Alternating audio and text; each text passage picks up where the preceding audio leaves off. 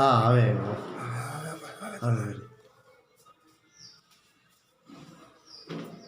भागवत स्वरूप भगवान की जय विष्णु परमात्मा श्री हरि की जय हे दादा हे प्रभु એટલે દેવોને પણ આ કથા સાંભળવા મળી નથી, કારણ કે એ તો સોદો કરવા આવ્યા હતા અને એમ કીધું કે ભાગવતજીની કથા એ તો અમૂલ્ય રત્નો હીરા ઝવેરાત એવી આ કથા છે, તો એ તમે તમારું અમૃત તો કાચના ટુકડા જેવું, તો એના બદલામાં કાંઈ તમને ભાગવતજીની કથા સાંભળવા મળે નહીં, એટલે એ પછી એમને સંભળાવી નથી. એટલે કથા છે ને એ દેવોને નથી સાંભળવા મળી, અને જેને સ્વાર્થ હોય કપટ હોય એને તો કથા સાંભળવા મળે જ નહીં, કારણ કે ભગવાને ના પાડી છે. અને છતાં પણ સાંભળે તો પણ એમને કાંઈ કથાની અસર થાય નહીં. એ તો ખાલી બેઠા એટલે બેઠા, સાંભળ્યું એટલે સાંભળ્યું, પછી શું સાંભળ્યું તો કાંઈ નહીં, કાંઈ યાદ ન રહે. યાદ રહીએ ને જ્ઞાન થાય એ જ પ્રભુની કૃપા હોય તો જ, નહીતર ન થાય. એટલે આ ભાગવતજીની કથા દેવાનામ અપી દુર્લભમ, દેવોને દુર્લભ છે એમ કહેવામાં આવે છે. અને અત્યારે તો બધી જગ્યાએ મોહ સ્વાર્થ એવું તો બધાને હોય જ છે. અને ભાગવતકારો કહે છે કે એકવાર એક સંત નીકળ્યા અને બધા રોતા હતા, રુદન કરતા હતા. સંત કહે કે તમે કેમ રુદન કરો છો, શા માટે? તો એ કહે કે આ એકનો એક પુત્ર હતો એ ગુજરી ગયો, કે એ મૃત્યુ છે. તો ત્યારે એમ થયું કે તમે રહો છો, જન્મ અને મૃત્યુ ને પુત્ર કોણ, પિતા કોણ, પત્ની કોણ, મા કોણ, એ તો બધા દેહના સંબંધ છે. તો એનાથી કંઈ, અને એ તો આયુષ્ય જેટલું આપ્યું હોય એટલું જ આપ્યું હોય, એનાથી વધે નહીં, જવાનું એને જવાનું જ. તો એમ કહેવામાં આવ્યું છે કે સંતોએ કીધું કે તમે રોવાનું બંધ કરો અને ભજન કીર્તન કરો, પ્રભુને રાજી કરો. તો ત્યારે બધા બોધ ગ્રહણ કરી અને કીર્તન કરવા માંડ્યા. પણ પછી તો એકવાર એવું થયું કે એ જેનો પુત્ર ગુજરી ગયો હતો એ જ જ્યાંથી નીકળ્યા અને સંતનું નિવાસ સ્થાન, તો સંત પોતે રોતા હતા. હવે ત્યારે એમ થયું કે સંતને કે તમે શા માટે રડો છો, રુદન કરો છો, તમે તો બહુ જ આપતા હતા કે આ તો દેહના સંબંધ. તો સંતે કહ્યું કે એ પુત્ર તો તારો હતો એટલે હું બોધ આપી શકું, અને મારે તો આ મારી બકરી મરી ગઈ, હવે બકરી મરી ગઈ તો એ સંત માંડ્યા રોવા. તો આ લાગણી, આ લાલચ, આ એટેચમેન્ટ, આ સંબંધ દેહના, સંત પોતે બીજાને બોધ આપે એવા સંત હોય છે ઘણા, તો એ બીજાને બોધ આપે પણ પોતે બોધનું પાલન કરતા નથી, તો એ સંત નથી કહેવાતા. અને જ્યારે એમ કીધું કે મારો એકનો એક પુત્ર ગુજરી ગયો, ત્યારે તમે એમ કહેતા હતા કે રોવાય નહીં, અને આજે તમારી બકરી મરી ગઈ તોય તમે રોવો છો. તો વાસ્તવમાં એવા સંતો હોતા નથી, કે એમને સંત કહેવામાં નથી આવ્યા. અને એક વખત નારદજી છે એમણે કહ્યું કે હું મનુષ્ય લોકમાં ભ્રમણ કરવા માટે ગયો હતો, અને ત્યારે મેં જોયું કે કળિયુગની અંદર બધા મનુષ્યો ચિંતા, ઉપાધિ, મોહ, માયા, ઝઘડા, તકરાર એની અસરમાં હતા. અને એની અસરમાં હોય તો પછી દુઃખી ને દુઃખી જ રહીએ. અને એટલે જ ભાગવતજી એમ કહે છે કે એવી અસરમાં રહેશું તો દુઃખ. અને યમુના તટે જોયું તો ત્યાં એક તરુણી યુવાન સ્ત્રી હતી અને એમની બાજુમાં બે ઘરડા વૃદ્ધ પડ્યા હતા. ત્યારે મને એ સ્ત્રીએ કહ્યું, રોકીને, અવાજ કરીને, એ મહાત્મા, એ સાધુ, એક ક્ષણ ઊભા રહો. ભો ભો સાધુ ક્ષણમ તિષ્ઠ મચ્ચિંતામપી વિનશ્યતિ. હે સાધુ, તમે એક ક્ષણ રોકાઓ અને મારી ચિંતા દૂર કરો. ત્યારે હું થોભ્યો, આ નારદજી કહે છે. અને મેં સ્ત્રીને પૂછ્યું તો એમણે કહ્યું કે હું ભક્તિ દેવી છું અને આ બે પુત્રો જ્ઞાન અને વૈરાગ્ય છે. અને કળિયુગમાં કોઈને જ્ઞાન મેળવવામાં પ્રીતિ નથી, જ્ઞાન મેળવવામાં રુચિ નથી, જ્ઞાન મેળવવાની ઈચ્છા થતી નથી. અને એટલે આ મારા પુત્ર જ્ઞાન એનો કોઈ નથી રુચિ પ્રીતિ કે પ્રેમ કરતા, એટલે એનું આયુષ્ય આવું ઘટપણ જેવું, ઊભા નથી થઈ શકતા, બોલી નથી શકતા, આમ પડ્યા છે. અને વૈરાગ્ય, જો જ્ઞાન જ ન મળે તો પછી વૈરાગ્ય ક્યાંથી આવે કે મારે ન જોઈ, અમારે કાંઈ નથી લેવું, અમારે કાંઈ જોતું નથી, એવો વૈરાગ્ય ભાવ ક્યાંથી જાગે જ્ઞાન ન આવે તો. એટલે વૈરાગ્યની પણ આવી સ્થિતિ છે કળિયુગમાં, કે કળિયુગમાં કોઈ જ્ઞાન વૈરાગ્યને પ્રાપ્ત કરવા રુચિ રાખતા નથી. અને એટલે એમની આવી સ્થિતિ છે. તો મેં કહ્યું કે ભક્તિ દેવી, તમે ધીરજ રાખો, તમે પ્રભુનું ભજન કરો છો, તમારી ઉપરથી બધા પ્રેરણા લે છે ભક્તિ કરવાની. અને ભક્તિ બધા જ કરે છે પૃથ્વી ઉપર, મનુષ્યો, જીવો, બીજા જીવો બધા જ ભક્તિ તો કરે જ છે. અને ભક્તિ કરે છે એટલે બધા પૃથ્વી ઉપર અને બધી જગ્યાએ ભક્તિ ચાલુ જ છે. અને ભક્તિ કરે છે એટલે તો ભક્તિ દેવી તરુણ અવસ્થામાં યુવાન છે, એને બધા પસંદ કરે છે. એટલે એની અસર તરુણી જેવી છે. અને નારદજી કહે છે કે મેં એમને કહ્યું કે તમે તો ભક્તિ દેવી છો, તમે ધીરજ રાખો અને તમે તો બધાને મુક્તિ આપી શકો. મુક્તિ છે એ તમારી દાસી છે, મુક્તિ છે એ ભક્તિની દાસી છે. તો તમારે, નારદજી કહે છે કે મેં એમને કહ્યું કે તમે આ શું કામ પુત્ર મોહ કે આવું. તો પણ એમને મને આગ્રહપૂર્વક કહ્યું કે તમે અમારા બે પુત્રોને પોષણ તત્વ આપો, ઊભા થાય એવું કરો. એટલે મેં એમને કહ્યું છે કે હું એમને પોષણ થાય એવું કરું છું. તો મેં એમને વેદો, એમનું જ્ઞાન, એમના કાનમાં એમના શ્લોક એ સંભળાવ્યા. તો જરાક એમાં ચેતન તત્વ આવ્યું પણ પાછા પડી ગયા. એટલે પછી નારદજી કહે કે હવે હું પણ આમાં બહુ કંઈ કરી શકું એમ નથી, આપના પુત્રોને દોડતા કરવામાં. તો હું આપની ચિંતા દૂર થાય એના માટે આગળ જઈશ, તો હું કંઈક સંશોધન કરીશ. અને આપણે અત્યારે ભાષામાં એમ કે હું સર્ચ કરું છું, હું સર્ચ કરું છું.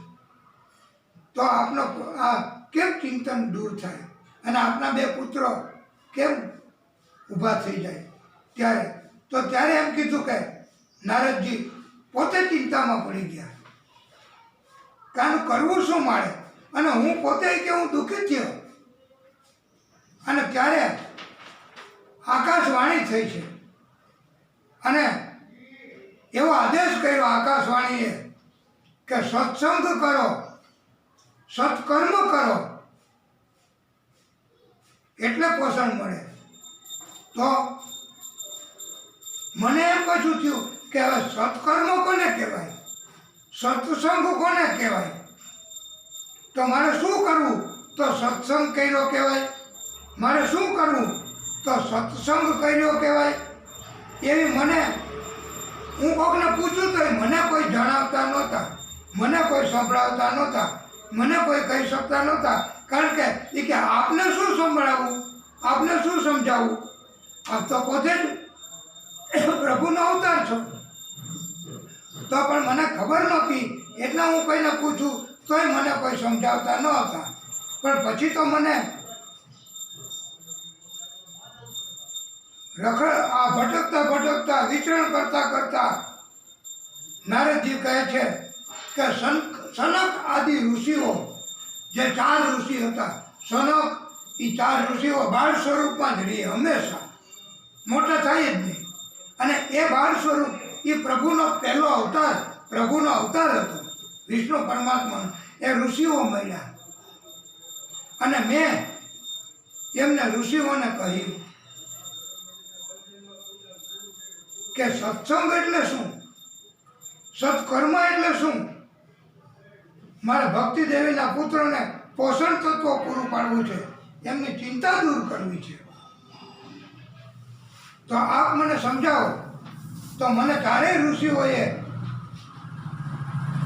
પછી આ ભાગવતજીની કથા સંભળાવી અને 4 ઋષિઓએ કહ્યું કે ભાગવતજીની કથા કહેવી અને સાંભળવી એ જ મોટામાં મોટો સત્સંગ છે. અને સૌથી વહેલી કથા 7 દિવસ એ નારદજીને સનકાદિક ઋષિઓએ સંભળાવી, 7 દિવસની કથા. અને કથાનું જેવું આપણે જેમ મંગલાચરણ કર્યું સવારે, એમ કથાનું હજી તો મંગલાચરણ એટલે શરૂઆત. કે મંગલાચરણ કરીએ એટલે પ્રભુ બધા અને બધા આત્માઓ બધા અને બધા દેવો પધારે. તો હજી તો સનક આદિ ઋષિઓએ મંગલાચરણ શરૂ કર્યું, ત્યાં તો એની અસર કે કથાનું મંગલાચરણ અને કથા કરી ગંગા કિનારે, ગંગા તટે અને યમુના નદીએ ન્યા કિનારે ભક્તિ દેવીને જ્ઞાન વૈરાગ્ય હતા. એટલી બધી દૂર, બહુ દૂર, વચ્ચે બહુ ડિસ્ટન્સ છે. તો ગંગા નદીએ હજી તો ખાલી સત્કર્મ સત્સંગ એનું મંગલાચરણ કર્યું, ત્યાં જ એની અસર યમુના તટે પહોંચી. અને ભક્તિ દેવી જ્ઞાન વૈરાગ્ય એવી અવસ્થામાં હતા. તો એમનામાં અતિશય એવું ઉત્તમ તત્વ આ કથાનું શ્રવણ કરવાથી, કથાના શબ્દ હજી તો પ્રથમ શબ્દ જ, પ્રથમ શ્લોક જ, ત્યાં જ એના ચેતન તત્વ આવી ગયું. ભક્તિ દેવી જ્ઞાન વૈરાગ્ય એ તો દોડતા કીર્તન કરતા એ તો ત્યાં કથા ચાલુ થઈ ત્યાં પહોંચી ગયા પંડાલમાં. એવી એનામાં દિવ્ય શક્તિ, એવું દિવ્ય તત્વ એ આવી ગયું. આવી આ ભાગવતજીની કથાની અસર છે. આ ભાગવતજીની કથા આપણે અહીંયા કહેતા હોઈએ તો એની બધી જગ્યાએ એમ કહો ને કે દિલ્હીમાં પણ એની અસર થાય. આવી અસર આ ભાગવતજીની કથાની છે. અને ત્યાં આવી અને એ હાજર થઈ ગયા છે.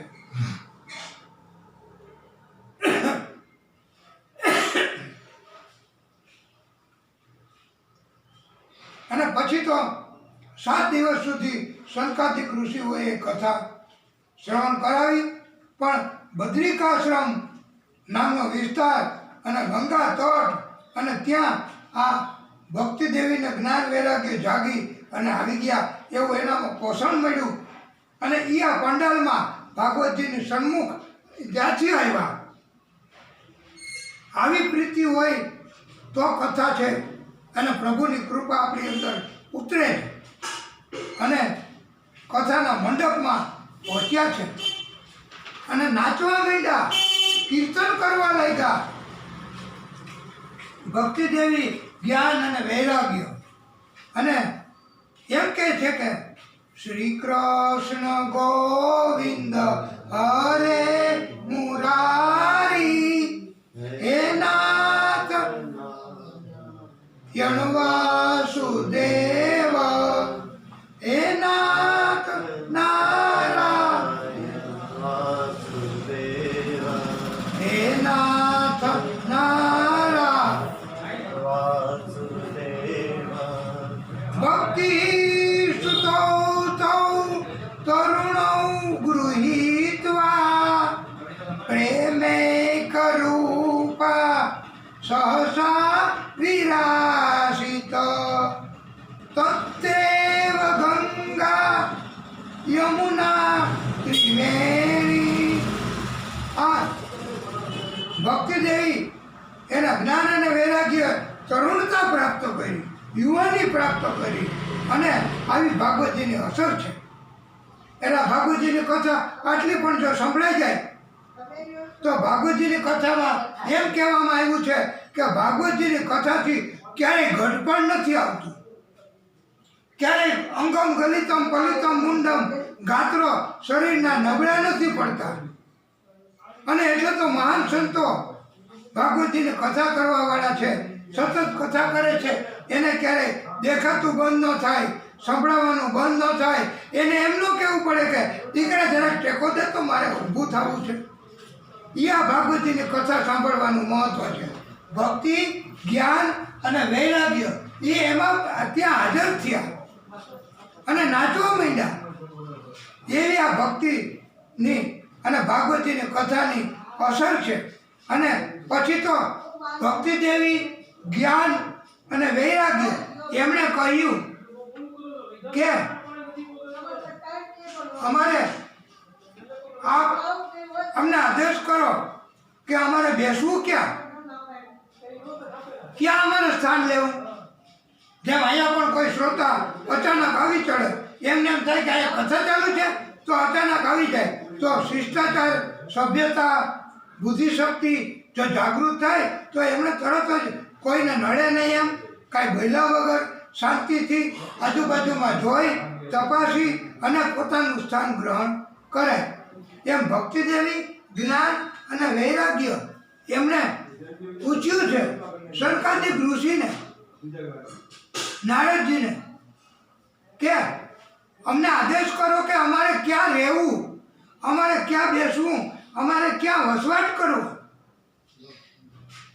ત્યારે ભાગવતકારો કહે છે કે ઋષિએ કહ્યું કે હે ભક્તિ દેવી, જ્ઞાન અને વૈરાગ્ય આપના પુત્રોની સાથે આપ મારા ભક્તોના હૃદયની અંદર બિરાજો.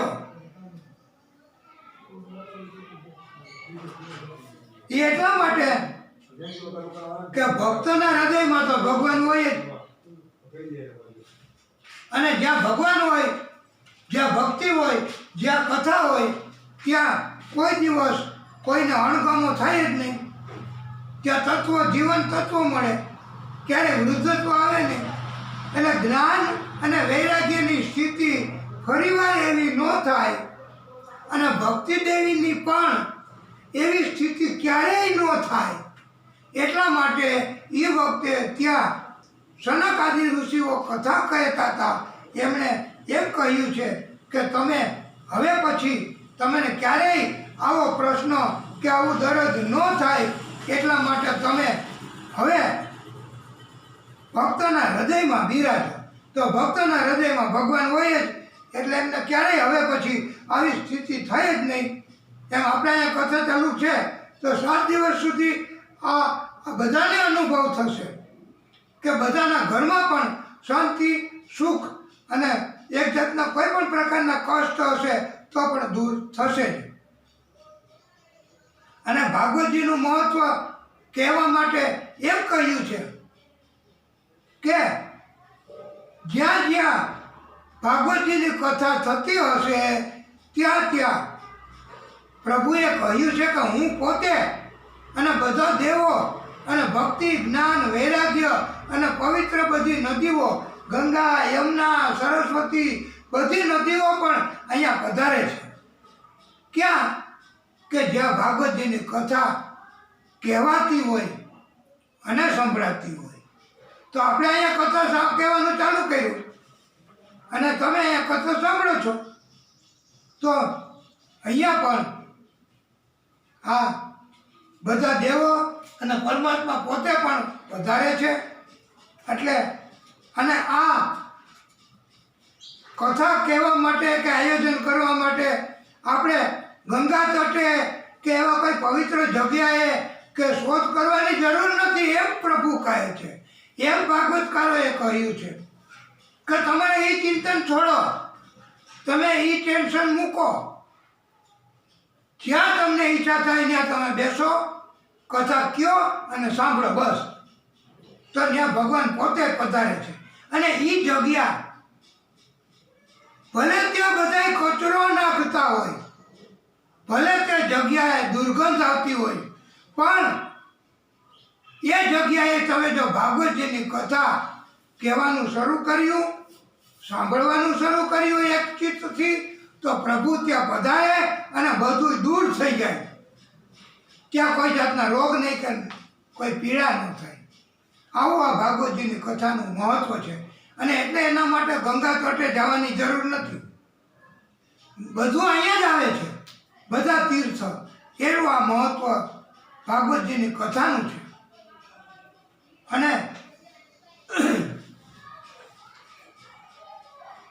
ઉત્તમમાં ઉત્તમ શ્રોતા એ આ મહાદેવજી છે. આપણે તો એના જેવા શ્રોતા બની ન શકીએ.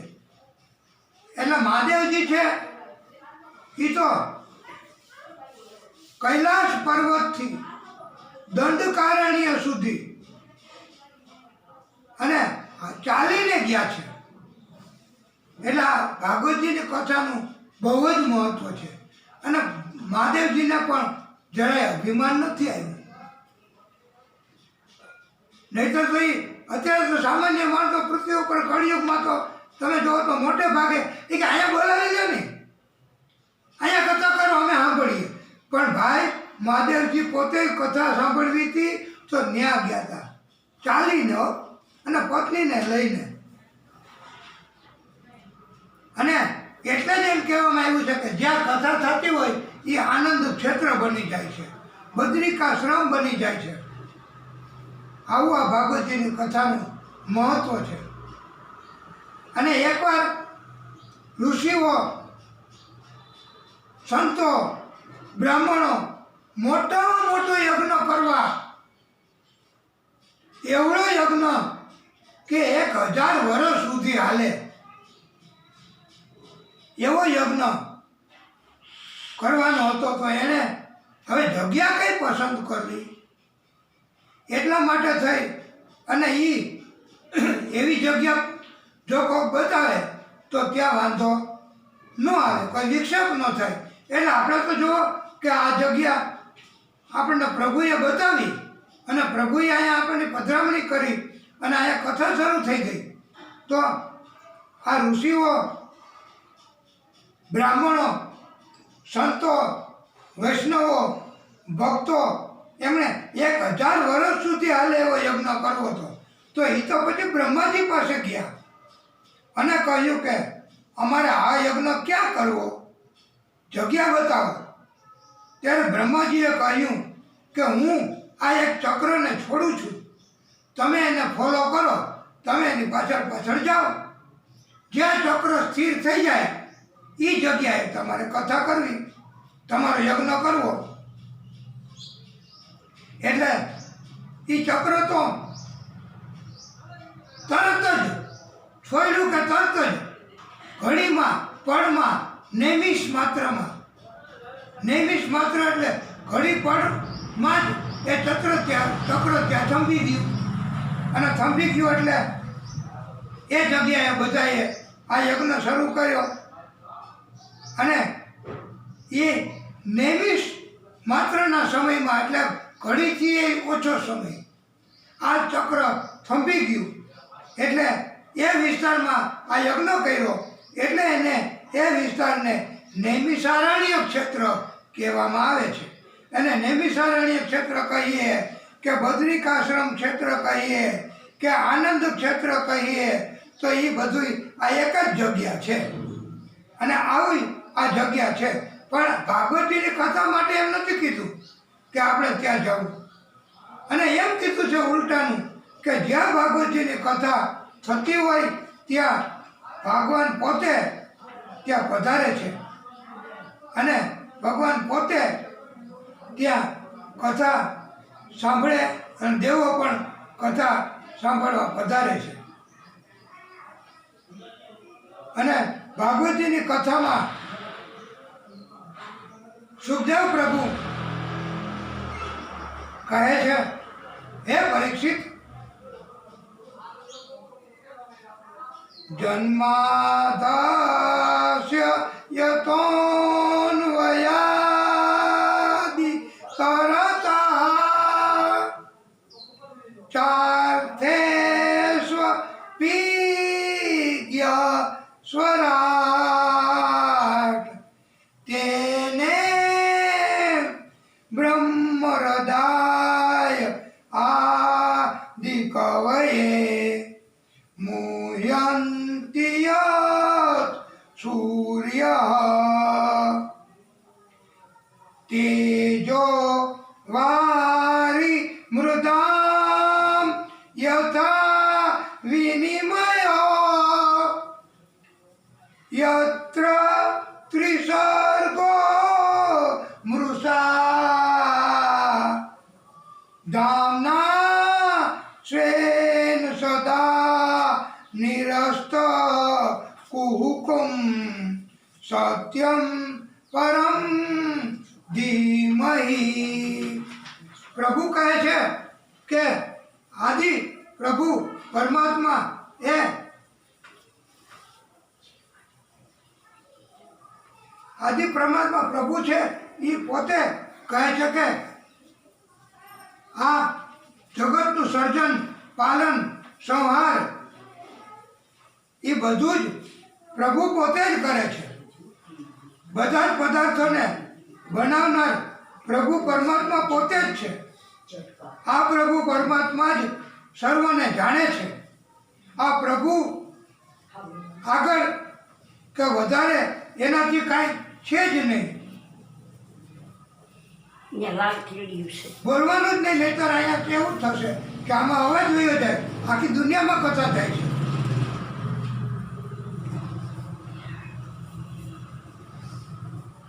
અને કથા રોકાય તો ભગવાન નારાજ થાય છે.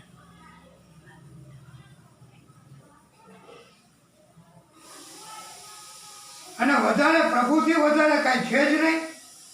અને જ્ઞાન રૂપે પણ અને પ્રકાશની જ્યોતિ રૂપે પણ પ્રભુ જ છે. પૃથ્વી ઉપર બીજું કાંઈ છે જ નહીં પ્રભુ પરમાત્મા વગર. અને મોટા મોટા વિદ્વાનો પણ પરમાત્માની પાછળ મોહિત થઈ ગયા છે.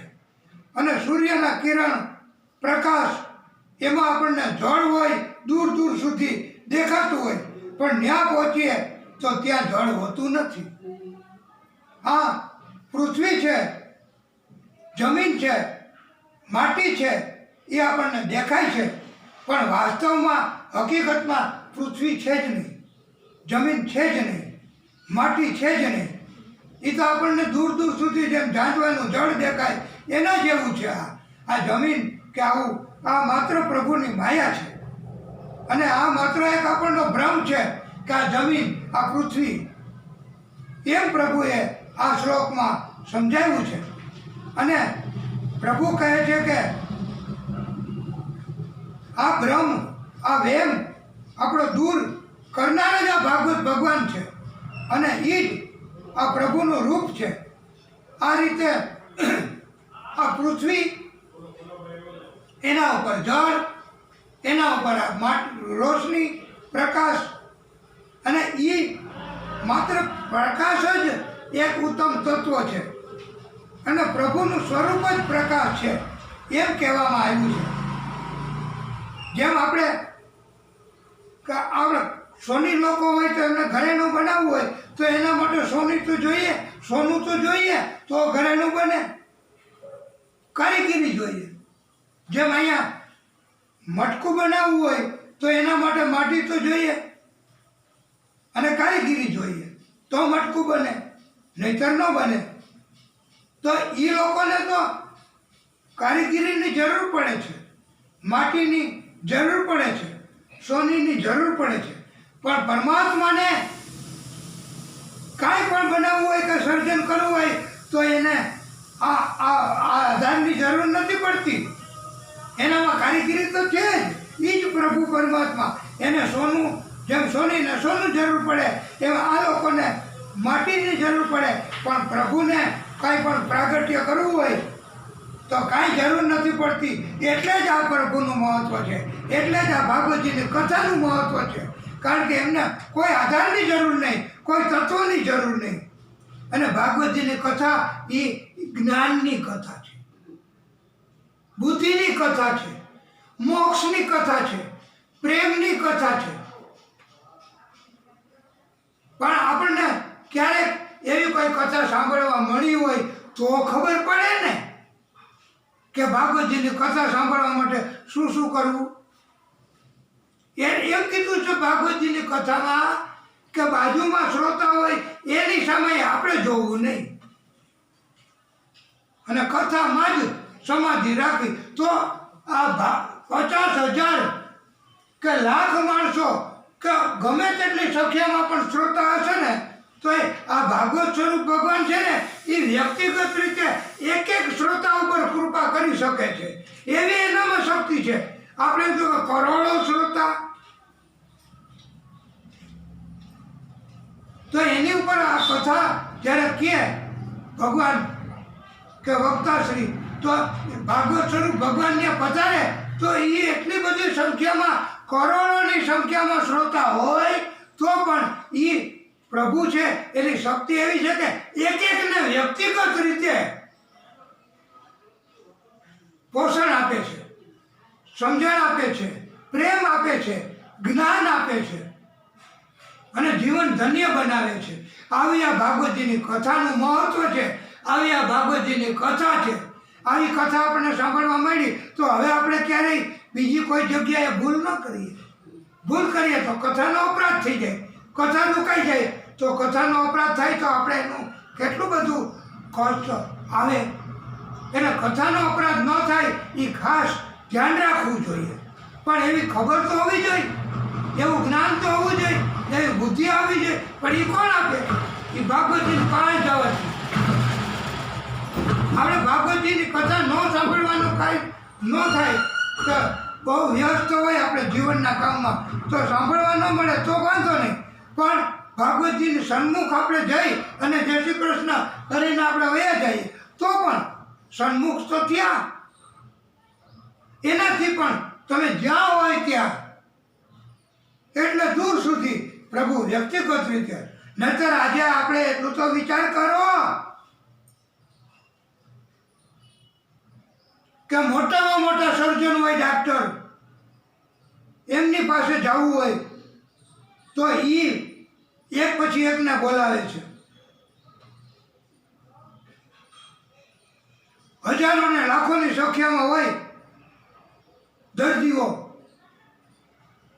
તો એમને આ દરદ દૂર ડાક્ટર મોટામાં મોટા સર્જન હોય દુનિયાના તો એ પણ આટલા બધા દર્દીઓની એક સાથે દર્દ દૂર કરી શકે? ન કરી શકે. પણ આ ભાગવત સ્વરૂપ ભગવાન અને આ પરમાત્મા એ કરોડો ને અબજોની સંખ્યામાં હોય ને એમ ન કે એક પછી એક આવજો. એક સાથે એક જ સમયે કરોડોની સંખ્યા, અબજોની સંખ્યા, ગમે તેટલી સંખ્યા હોય ને ભાગવતજીની કથા એની સમક્ષ હાજર થયા હોય, સાંભળતા હોય તો એ બધાને એક પછી એક આવવાનું ન કહે. એક સાથે ટ્રીટમેન્ટ ચાલુ અને બધાના પાપ, બધાના કષ્ટ, બધાની ચિંતા, બધાની તકલીફ એ અહીંયા આવ્યા પછી દૂર થઈ જાય એવા ભાગવત ભગવાન છે. એવી આ ભાગવતની કથા છે કે એ સાંભળ્યા પછી બીજી કાંઈ જરૂર રહેતી જ નથી. અને એટલે તો આમાં મોટી ઉંમરના હોય એમને ખબર જ હોય કે છોકરાઓને વારે વારે કહેતા હોય કે તું ભાગવતી કથા તો કરાય બહુ કમાણો. હવે કેટલું કમાઈશ ને કેટલું તું આ બધું કરીશ. અને અમે બધા મોટી ઉંમરના માણસો તો સાંભળીએ, અમારી આજુબાજુવાળાને બોલાવી આવશું, એ સાંભળે. તો એમને તો કથા શ્રવણ કરવાનું ને મોક્ષ ગતિ થાય. તું એટલું તો કામ કર. તોય કે પછી કરશું આવતા વર્ષે, સમય મળશે, બહુ ધન જોઈ. પણ તમે એવા ભક્તિભાવવાળા શ્રોતાને કહો તો કાંઈ જરૂર પડે? મંડપની જરૂર ન પડે, ઘરમાં કથા. ખોરાક પાણીની જરૂર નહીં. પ્રભુ પોતે પોષણ આપે. કોઈને યાદ નથી આવતું કેટલા વાગ્યા, અને આપણે ઘડિયાળ રાખતા જ નથી. કથા કથા ને કથા જ. કારણ કે કથાનું આવું મહત્વ છે. અને આ પ્રભુ પોતે જ આપણને માયાથી એવું બતાવે છે કે આ પૃથ્વી, આ જળ વાસ્તવમાં કાંઈ નથી. પ્રભુ એક જ છે. અને આપણને પ્રભુ દેખાતા નથી. શું કામ નથી દેખાતા? આ પ્રભુ છે એમના આડો, પ્રભુએ પોતાને આડો માયાનો પડદો કરેલો છે. એટલે આપણે આડો પડદો હોય તો દેખાય, આપણી આંખ ન જોઈ શકે. એટલે આપણને પ્રભુ દેખાય નહીં. કારણ કે પ્રભુ પોતે એમ કોઈને દેખાય નહીં. ભક્તિ જાગે તો તમારું કામ કરી આપે, પણ દેખાય નહીં. માયાનો પડદો એમ. અને પછી આપણે પણ પડદો ઊભો કર્યો છે. પ્રભુએ તો પડદો રાખ્યો, પણ આપણે હું કામ બીજો પડદો રાખવો? હવે આપણે બીજો પડદો રાખી દઈ, પછી તો ઓલો પડદો દૂર થાય તોય ન દેખાય. એ આપણે ઊભો કરેલો પડદો કયો? આપણે ઊભો કરેલો પડદો આપણી આંખ સામે, ઈ પડદો મોહ, લાલચ, અભિમાન, ગુસ્સો, આ બધા આપણે ઊભા કરેલા પડદા. અભિમાન, હું કોણ? હું તો મારી પાસે કેવડી મોટી સત્તા, મારી પાસે કેટલી બધી મકાન, કેટલી બધી સંપત્તિ, અને કેટલો બધો ગુસ્સો. તો આ આપણો પડદો ઊભો કરેલો છે.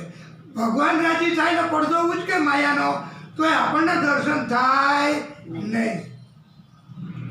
પણ આ પડદો કેમ તૂટે? આટલા વર્ષની ઉંમરે આપણે મોટી ઉંમરના કોઈ માણસો અહીંથી નીકળે, કથા સાંભળતા હોય, અને એમ થાય કે અહીંયા ભાગવતજીની કથા છે, હવે જરાક જઈએ. અને આપણે એમને અહીંયા પધારે, અને આપણે કંઈ આ બાજુ જરાક ઓલી બાજુ આ કથાને વિક્ષેપ ન થવો જોઈએ. તો એમ કીધું હોય તો એને કેટલો અભિમાન આવી જાય, એને કેટલો ગુસ્સો ચડે કે આ તો અમને કથામાં આવવું હોય, કથામાં ટોકાય, કથામાં આવું કરે. પણ તમને ભાગવતજીની કથાનો અપરાધ થતો બચાવવા માટે અને દિવ્ય જ્ઞાન આપવા માટે આ ભાગવતજીનો હેતુ એ છે. પણ આવી કથા અને છોકરાને કહી તો લોભ જાગે. હમણાં ધંધા રોજગાર બંધ છે. હમણાં બહુ ઘણા વર્ષ સમયથી દરદ છે. બહાર નીકળીએ તો તકલીફ. સરકારે ના પાડે, બહાર જતા નહીં, ધંધાએ ન કરવા જતા. અને આગા આગા બેસી દો. કથામાં આવા નિયમ. એટલે તો આપણે આ કથા ખાસ ઘરમાં જ સરકારના નિયમનું પાલન થાય, અને આગા આગા બેસવાનું. એક જણો હોય, બીજા એક કોક આવે તો એ આખું બે અને મોઢે રૂમાલ બાંધે, એટલે કાંઈ તકલીફ ન પડે. અને આ કથાની અંદર આપણે ઘરે ઘરે કથા પહોંચાડવાનું આ કથાના આયોજક છે, એમણે બીડું ઝડપ્યું છે કે આમાં વિડીયો ઉતારી ઘરે ઘરે કથા મોકલશે અને ન્યા દેખાશે. એટલે કથાના પ્રેમી માણસો તો બહુ છે પૃથ્વી ઉપર. અને ધંધા રોજગારનો હાલે તો કાંઈ નહીં. આ કથા પછી નહીં મળે. અહીંયા 7 દિવસ અહીંયા કથા થશે, અને વધારેમાં વધારે કથા, ઉત્તમમાં ઉત્તમ કથા જ કહેવાશે. એ સિવાય બીજું કોઈ કીર્તન, બીજી કોઈ વાત કે બીજી કોઈ ટીકા, બીજા કોઈની નિંદા કે બીજા કોઈને અવળી વાતે નહીં કહેવાય,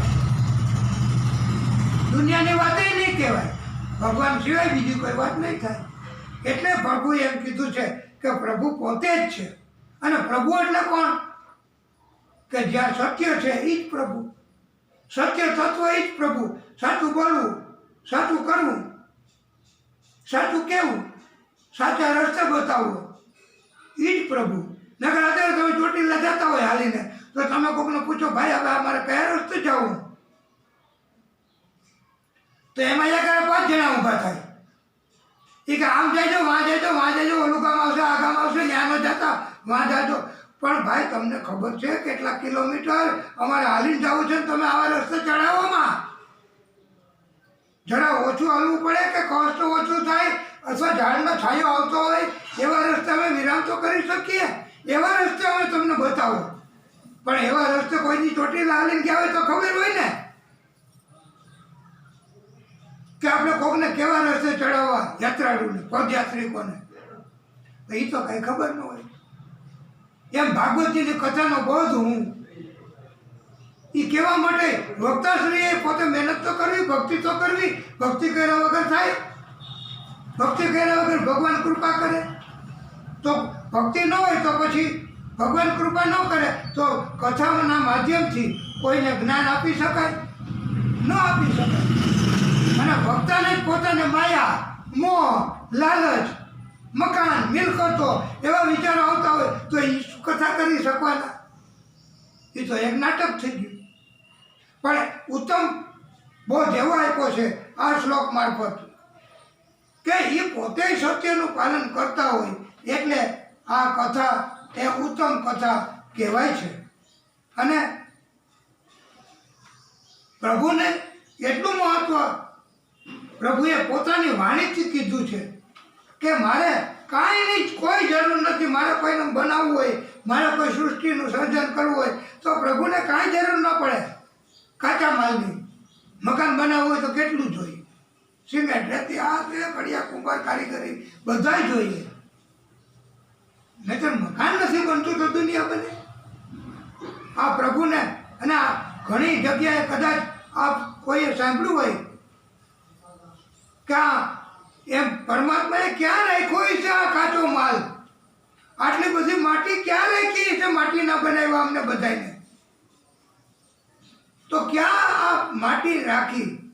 એનું ગોડાઉન કયું? પણ એને કાંઈ જરૂર નથી પડતી બાપા, એને કાંઈ જરૂર નથી પડતી ભક્તો. એને માટીની જરૂર કે એને કાચા માલની જરૂર નથી પડતી. એમ આ પ્રથમ શ્લોકમાં જ કહેવામાં આવ્યું છે કે એ તો પરમાત્મા છે. એ કંઈ માલ કે ગોડાઉન કે માટી ન રાખે, સોનું ન રાખે, એને તરત એ તો એનું નામ પ્રભુ કહેવાય. એટલે ઉત્તમ કથા એનું જ મહત્વ છે. અને આપણે શરણાગતિ સ્વીકારવી એવું આ કથા શીખવે છે. એના સિવાય બીજું કાંઈ શીખવતા નથી. આપણે ગમે ત્યારે રસ્તામાં ચાલીને જતા હોય ને, અહીંયા કથા સાંભળ્યા પછી કે આ કથા મોબાઈલમાં સાંભળ્યા પછી કોઈ દિવસ કોઈ ભક્ત, કોઈ વૈષ્ણવ, કોઈ શ્રોતા ક્યારેય કોઈની સામે અભિમાન નહીં કરે, ગુસ્સો નહીં કરે કે એમને એ કે આજે હતી જેમ આપ કહે. એમની શરણાગતિ જ સ્વીકારશે. એ કોણ શીખવે છે? એ આ ભાગવત કથા શીખવે છે. એટલે ભાગવતજીનું મહત્વ છે. અને પછી તો શરણાગતિ સ્વીકારી લ્યો તો પછી કેટલું ધ્યાન રાખશે, કેવી રીતનું ધ્યાન રાખશે પ્રભુ પોતે. કે જેમ આપણે ઘણાને ખ્યાલ હોય કે બિલ્લીનું બચ્ચું હોય સાવ નાનું, તો એ તો ચાલી ન શકે, ઠેકી ન શકે એમને. અને પાછું એમ કે એ બીજા ઘર બદલે તો જ એમને આંખું આવે કે એમને જીવન મળે એમ કે. તો હવે એમને બીજા ઘરે એની માં કે બિલ્લી લઈ જાય છે ને, કેવી રીતે મોંમાં રાખીને. એને કાંઈ, એને દાંત લગાડે છે, એને કાંઈ તકલીફ થવા દે છે? કેટલી માવજતથી. અને આના કરતાં વધારે માવજતથી, વધારે ધ્યાન આ ભાગવતજીની કથા આપણા બધા જીવોનું રાખે, જો આપણે આ કથા સાંભળવાનો લાભ મળે તો, અને સાંભળીએ તો. નહીં તો નાટક કથા ગયા હતા કથામાં, એ આવ્યું હું આવ્યું કે ખબર સાંભળી લેવું, તું સાંભળવા જઈ આવજે, તો દિવ્ય જ્ઞાન ન થાય. અને વક્તાશ્રીને પણ એવી રીતે કથા સમજાય એવી રીતે કહેવાની કે જેથી કરીને એને શ્રોતાને પણ એ બીજાને કહી શકે કે આજે કથામાં, અને એના ઘરના તો અહીંયા બેસ તું પહેલાં, અને હું કહું તું પહેલાં સાંભળ, આજે કથામાં આવું જ્ઞાન મળ્યું છે, તો એનું જીવન ધન્ય બને. એ ભલાય આવી ન શેખા, તો અહીંથી કથા સાંભળીને કહેવાય, એના ઘરના સભ્યને કથા કહે ને તો પણ એ વક્તા જ કહેવાય, એને વૈકુંઠ ધામ જ મળે. એટલે આમ કથાનું મહત્વ છે. આ કથાનું મહત્વ પહેલા દિવસે એટલા માટે કહેવાનું કે આ કથા એટલે હું, આ કથાની કિંમત કેટલી એ ખબર પડે, પછી આપણે આને મૂકીએ, પછી આને કોઈ ચૂકે. એટલે આ ભાગવતજીની કથા અને શરણાગતિ સ્વીકારવાનું કીધું છે. અને શુદ્ધ શ્લોક, શુદ્ધ ઉચ્ચાર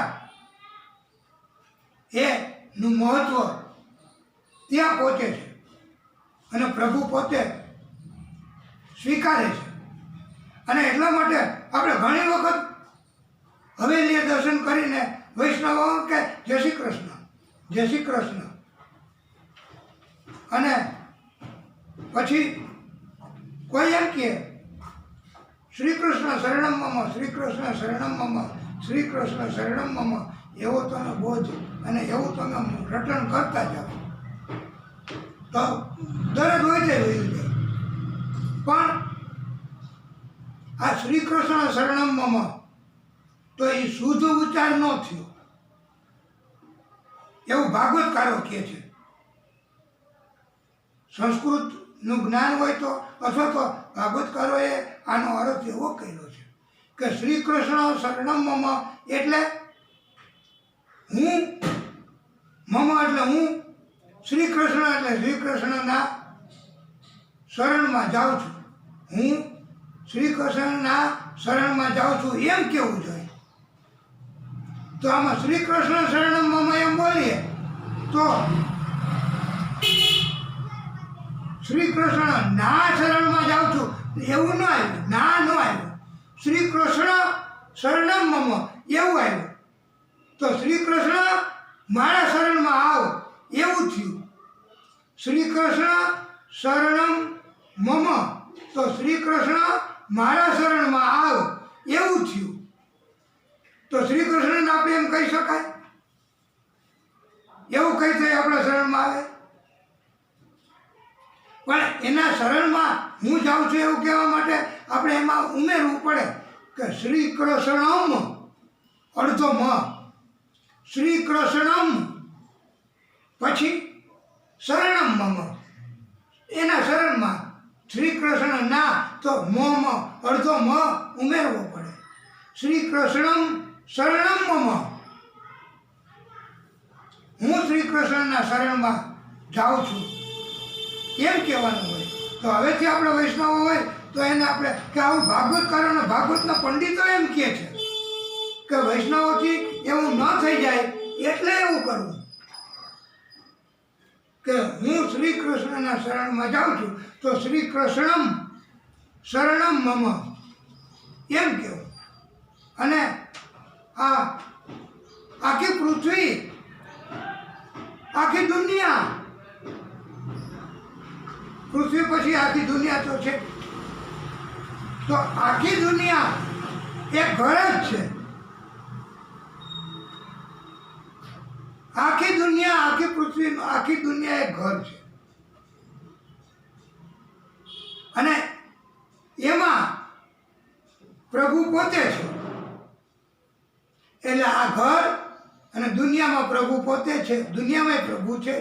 એટલે ઘર, એમાં ઘર, અને એની અંદર આ બધા મનુષ્યો અને આપણે બધા જીવો, તો આપણા હૃદયમાં પણ જો પ્રભુ હોય તો એમાં વસે દામોદર.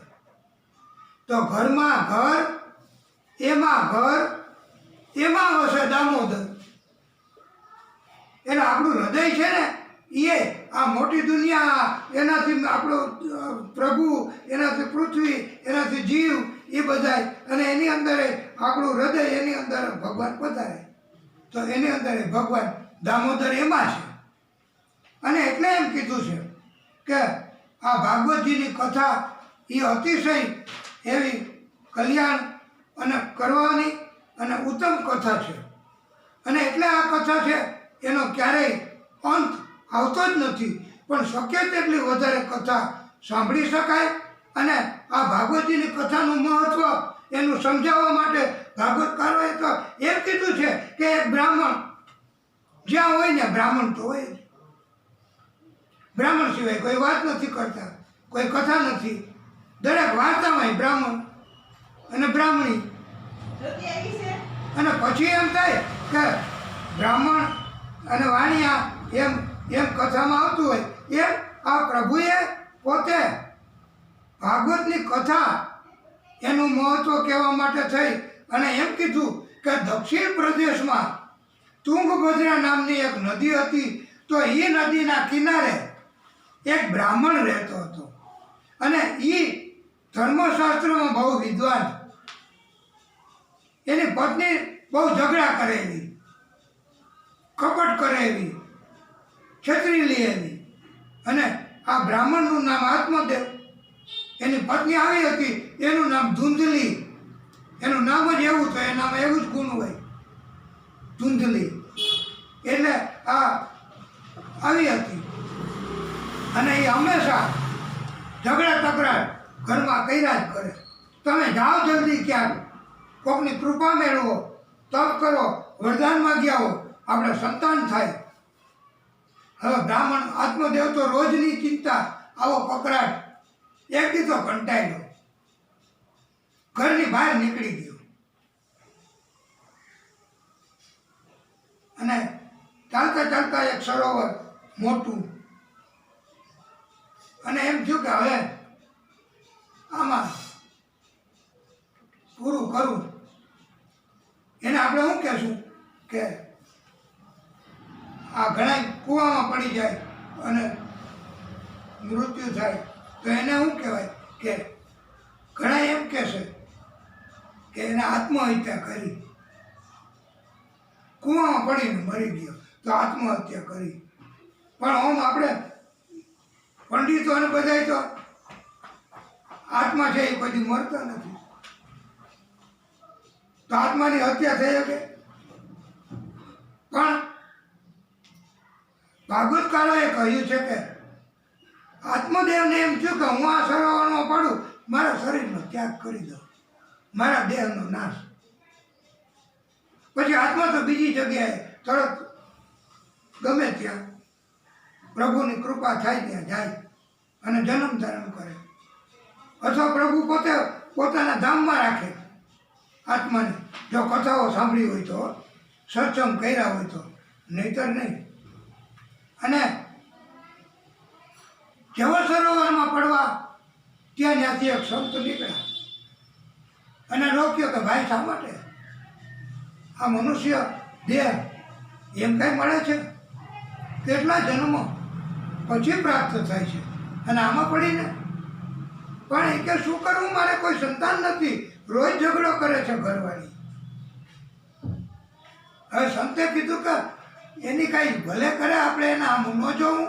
અને એ કે પણ તોય સંતાન હોય તો વાંચ તો નાખે, શ્રાદ્ધ તો કરે, કે આવું તો કરે, કે પાછળ કથા તો કરાવે. તો સંતે કીધું પણ જેને સંતાન નથી હું એને કાંઈ મોક્ષ ન થાય, એને ધામ ન મળે, એ સત્સંગ ન કરી શકે, સંતાન ન હોય એને. અને સંતાન હોય તો એ કયાગ્રહ ન હોય અને ઉલટાના માતા પિતાને કષ્ટ આપતા હોય, વારે વારે અપમાન કરતા હોય. ઘરમાં કોઈ મહેમાન આવે એની હાજરીમાં તમે તો શું પણ કાંઈ સમજતા નથી અને વારે વારે ઊભા થાવ છો, જોતા નથી મહેમાન આવ્યા છે. તો આવી રીતે આપણે મહેમાન અને આની હાજરીમાં માતા પિતાનું અપમાન કરે આવા સંતાનો હોય તો પછી સંતાનનો ફાયદો શું, સંતાન શું કલ્યાણ કરવાના. સંતાને ખરેખર માતા પિતાને પરમાત્મા સમજવાનું, ભગવાન સમજવાના છે. એનું નામ સંતાન. શ્રવણનું નથી સાંભળ્યું, શ્રવણની કથા નથી આપણે કરતા. તો આવા સંતાન છે. એને બદલે કળિયુગમાં તો આવા સંતાન. અને પછી પિતાને એમ થાય કે બેટા, તું જ્યારે નાનો હતો ત્યારે તું મને કેટલી વાર પૂછતો હતો કે કાગડો કેવો હોય. હું કહું કાગડો કાળો હોય. વળી થોડીક વાર થાય પાછો તું મારી પાસે આવીને પૂછતો હતો કાગડો કેવો હોય. તો હું તને સમજાવતો હતો કે કાળો હોય. આવી રીતે તું અનેક વાર મારી પાસે આવતો હતો અને મને વારે વારે પૂછતો હતો. તો હું તને સમજાવતો હતો ને.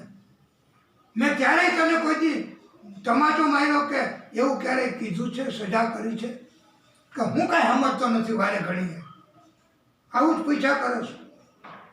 તો આ ઉંમરે તમે કમાતા થયા, આટલી મિલકત થઈ, આટલી સમજણ આવી, તો તમે અમારું મર્યાદા નથી રાખતા. અમને અટકાવો છો, અમારું અપમાન કરો છો. આ માતા પિતાની સેવા કરી કહેવાય. તો આવા સંતાનો છે એ સંતાન શું કામના. એટલે સંતે એમ સમજાવ્યું છે કે હે ભૂદેવ, સંતાન ન હોય તેનો અફસોસ ન કરો. પ્રભુનું કીર્તન ભક્તિ કરો, તમને પ્રભુ પોતાનું ધામ આપશે. સત્સંગ કરો, કથા સાંભળો. તો આ પણ એકનો બે નો થયો. આત્મદેવ બ્રાહ્મણ કે મારે તો સંતાન જોઈ, નહીંતર મારે તમારું કોઈ જ્ઞાન જોતું નથી, મારે કાંઈ બોધ જોતો નથી. હું તો આમાં દેહનો ત્યાગ કરીશ. પછી એમ થયું કે આ મને બ્રાહ્મણ અને આત્મહત્યા જનય ધારણ કરી છે અને દેહનો ત્યાગ કરશે. તો સંતને એમ થયું કે મારી હાજરીમાં, અને એણે કીધું તમારે 7 જન્મમાં સંતાન નથી. તો 7 જન્મમાં સંતાન ન હોય તો એણે કીધું કે સંત કોને કહેવાય. સંત બધું કરી શકે. વકીલ કોને કહેવાય. ગમે તેટલી મહેનત કરીને છોડાવી શકે, કાયદો બતાવીને છોડાવી શકે. વકીલ મહેનત કરે કાયદો. એમ પરમાત્માની કથા કહેવાવાળા વક્તાશ્રીએ રાતને દિવસ મહેનત કરવી પડે તો સમજાવી શકે, તો મોક્ષ થાય શ્રોતાને. એમ સંત ને એમ થયું કે હવે 7 જન્મમાં નથી, પણ મારે તારો બચાવ કરવો છે, મારે તારી ઉપર કૃપા કરવી છે. બીજાની ઉપર કૃપા કરે એ જ સંત. બીજાનું લઈ લે એ સંત નહીં. ઘરે આવીને દક્ષિણા તો આપો જ, આટલું તો આપવું જ પડશે, એ સંત નહીં. આપો તો ન લે એ સંત, અને આપીને જાય એ સંત. કે આજે અમે આપને ત્યાં પધરામણી કરી છે અને આપને હવે ક્યારેય કષ્ટ નહીં થાય, આપને કોઈ રોગ નહીં આવે, આપને કોઈ ચિંતા નહીં થાય, એવું એ જ સંત. એવી વાણી કાઢે એ જ સંત. બીજાના દુઃખી જોઈને દુઃખી થાય એ જ સંત. એટલે આત્મદેવ બ્રાહ્મણ ઉપર સંતે કૃપા કરી અને પ્રભુને પ્રાર્થના કરીને તરત જ આકાશમાંથી, અંતરિક્ષમાંથી કાંઈ નહોતું અને એક ફળ આવી ગયું હાથમાં. અને આત્મદેવને આપ્યું કે લે તું આ ફળ તારી પત્નીને ખવડાવજે અને પ્રભુની કૃપાથી તારી સંતાન થશે ઉત્તમ. હા, સંત એમની કૃપા એ લઈ આત્મદેવ તો હરખાતા ઘરે અને આવીને આનંદ એ કે પણ એની પત્નીને બધા કે પણ શું આ શેનો આનંદ છે, આ તમને આટલું બધું શું પાગલ થઈ ગયા, પણ આ તો સાચું તો બોલ, સારું તો કે, આવું તો બોલમાં. તો એ કે તમે શું, તો પણ ભગવાન રાજી થયા, મારી ઉપર કૃપા કરી, સંતે મને પ્રસાદ સ્વરૂપે ફળ આપ્યું છે, જો આ તું ખાઈ જા. અને આપણને સંતાન પ્રાપ્તિ થશે, ઉત્તમ સંતાન ભગવાન આપે એ ઉત્તમ જ આપે. ભગવાન પાસે ગંદકી જેવું કે બધી જેવું કે કાંઈ ખરાબ તો કાંઈ છે જ નહીં. એ બધી દુનિયાના કપટ કરવાવાળા પાસે હોય. એટલે પ્રભુએ આત્મદેવે પણ એની પત્ની તો એ તો બહુ શંકા, બહુ કપટ, ધૂંધલી જ ના કાવતરું. મારે તમારું ફળ મનમાં મંડી વિચાર કરવા, કાંઈ બોલવા માંડ્યો, બોલ્યા વગર મારે આ ફળ ખવાય. સંત ક્યાંક સાચા હોય તો પછી હું ફળ ખાઈ જાઉં ને, મને સંતતિ સંતાન રીએ ગર્ભમાં, અને પછી મારાથી દોડાય નહીં, હલાય નહીં, કામ ન થાય. કેટલી જાતનું ધ્યાન રાખવું પડે તો હું ધ્યાન ન રાખી શકું. અને જેમ આપણે સરકારશ્રીએ એવી જાહેરાત કરે છે કે ગર્ભવતી સ્ત્રી હોય એને દરદ પહેલાં લાગુ પડશે, આવું દરદ નીકળ્યું છે હવે. એટલે આવું એ વિચારીને ધૂંધલીને આવ્યા છે ઘણે કે મારે આવું ફળ ખાવું નથી, પણ હવે કરવું હું. એ વખતે એની બેન હાજર હતી, ત્યાં ઘરે આવી હતી ધૂંધલીની બેન. એણે કીધું એ ફળ છે ને તું ન ખાતી,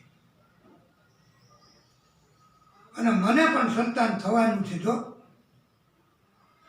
એટલે મને સંતાન થશે હું તને આપી દઈશ,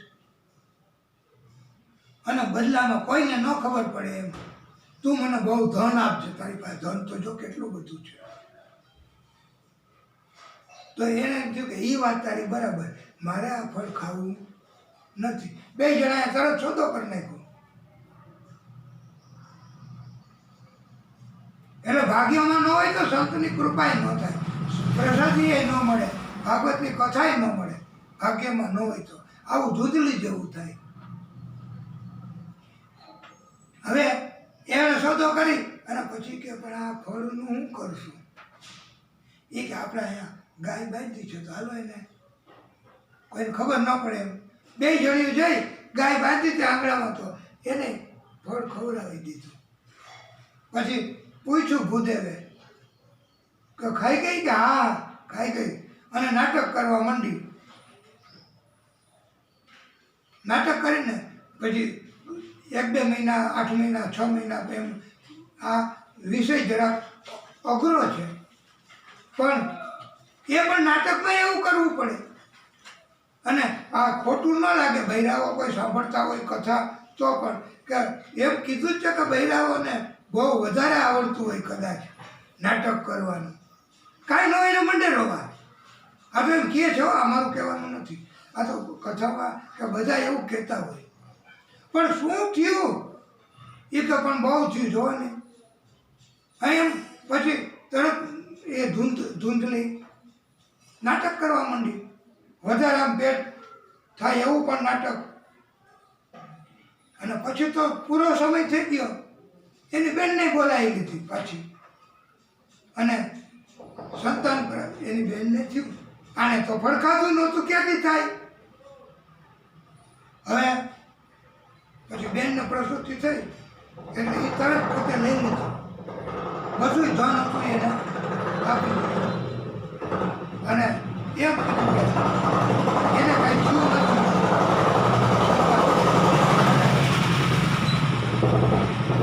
એનું સંતાન પોતે લઈ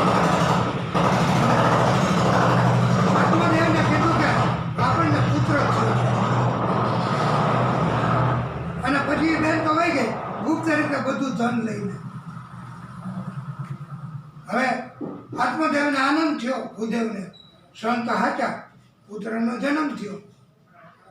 આ તો એની વાત એ જાણી. આત્મદેવને તો નિર્દોષ હતો એટલે આનંદ થાય જ કે પુત્ર ખરેખર પ્રાપ્ત થયો. સંતે પણ પ્રસાદી આપી. ભગવાનનો આભાર માનવા માંડ્યો.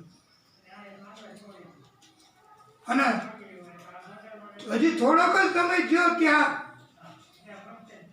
ગાય હતી, એમને પુત્રનો જન્મ આપ્યો કાનમાંથી.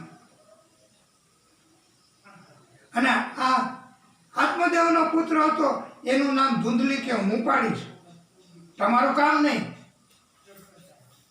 એનું નામ પછી એને ધૂંધકારી પાડ્યું. અને આજે ગાય માતા એમણે પુત્ર કાનમાંથી જન્મ્યો, એનું નામ પછી પંડિતોને બોલાવ્યા. આત્મદેવે કીધું મને તો પાડવા દે આનું નામ, તો એમાં તને શું વાંધો? તો એ ક્યાં તમે એનું નામ પાડો. એટલે આત્મદેવે બધાના ભક્તિભાવથી અને અભિપ્રાયથી એનું નામ ગૌકર્ણ પાડ્યું. એના કાને ગાય જેવા હતા. હવે તો આને બહુ આનંદ થયો નિર્દોષ ભૂદેવ બ્રાહ્મણ આત્મદેવને કે મારે એકને બદલે બબે સંતાન. કેવડો મોટો યોગ થયો, પ્રભુની કેવડી કૃપા. પણ જેમ જેમ મોટા થાય એમ કાગડો અને કોયલ બે એક જ દેખાતી હોય, કાલી કાલી કાલી. પણ ખબર પડે બોલે ત્યારે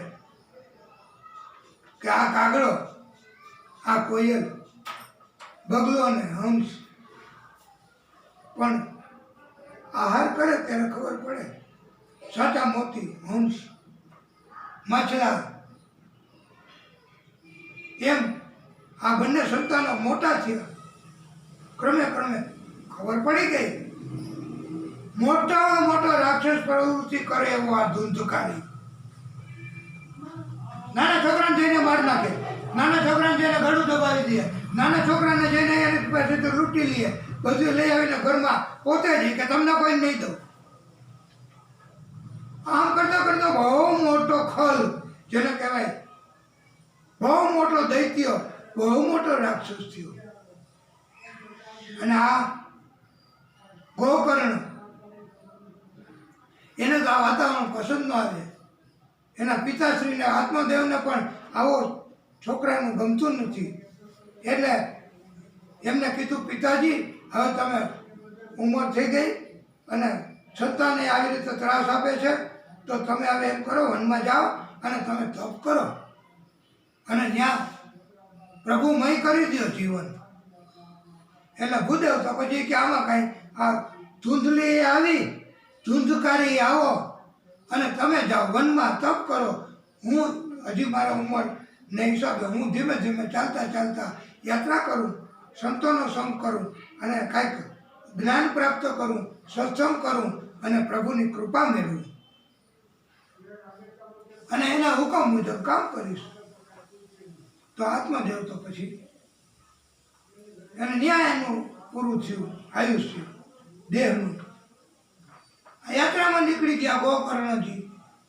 વિદ્યા અભ્યાસ આ તે બધું મેળવીને મહાન પંડિત થયા. ધૂંધલી એકલી અને આ ધૂંધકારી એના ઉપર ત્રાસ દેવા માંડ્યો. માની ઉપર ગળું દબાવીને લાવ પૈસા, લાવ ધન, ક્યાં સંતાડ્યું છે. એટલું જ નહીં પણ વેશ્યાને ઘરમાં લઈ આવવા માંડ્યો. આવો આ ધૂંધકારી. હવે અને ધૂંધલી પણ એ કે આવો છોકરો, આવો ત્રાસ, પણ મનમાં સમજી ગઈ કે મેં કપટ કર્યું તો પછી કેવો હોય. અને ગાય માતાએ આપ્યો તો એ સંતાન જો યાત્રામાં લઈ ગયો સત્કર્મ કરવા. એટલે કપટ કરવાથી ભાગવત કથા એવો ઉપદેશ આપે છે બાપા કે કપટ નહીં કરવું, ક્યારેય ચોરી ન કરવી, કોઈને છતરવા નહીં, દુનિયામાં એનાથી પાછળ નહીં રહી જાય, કે આપણું કાંઈ વયું નહીં જાય, કે ભૂખે નહીં મરીએ. પણ આવું થશે કપટ કરવાથી તો પછી એને એકને બદલે 5-5 વેશ્યાઓને ઘરમાં લઈ આવે. હવે આ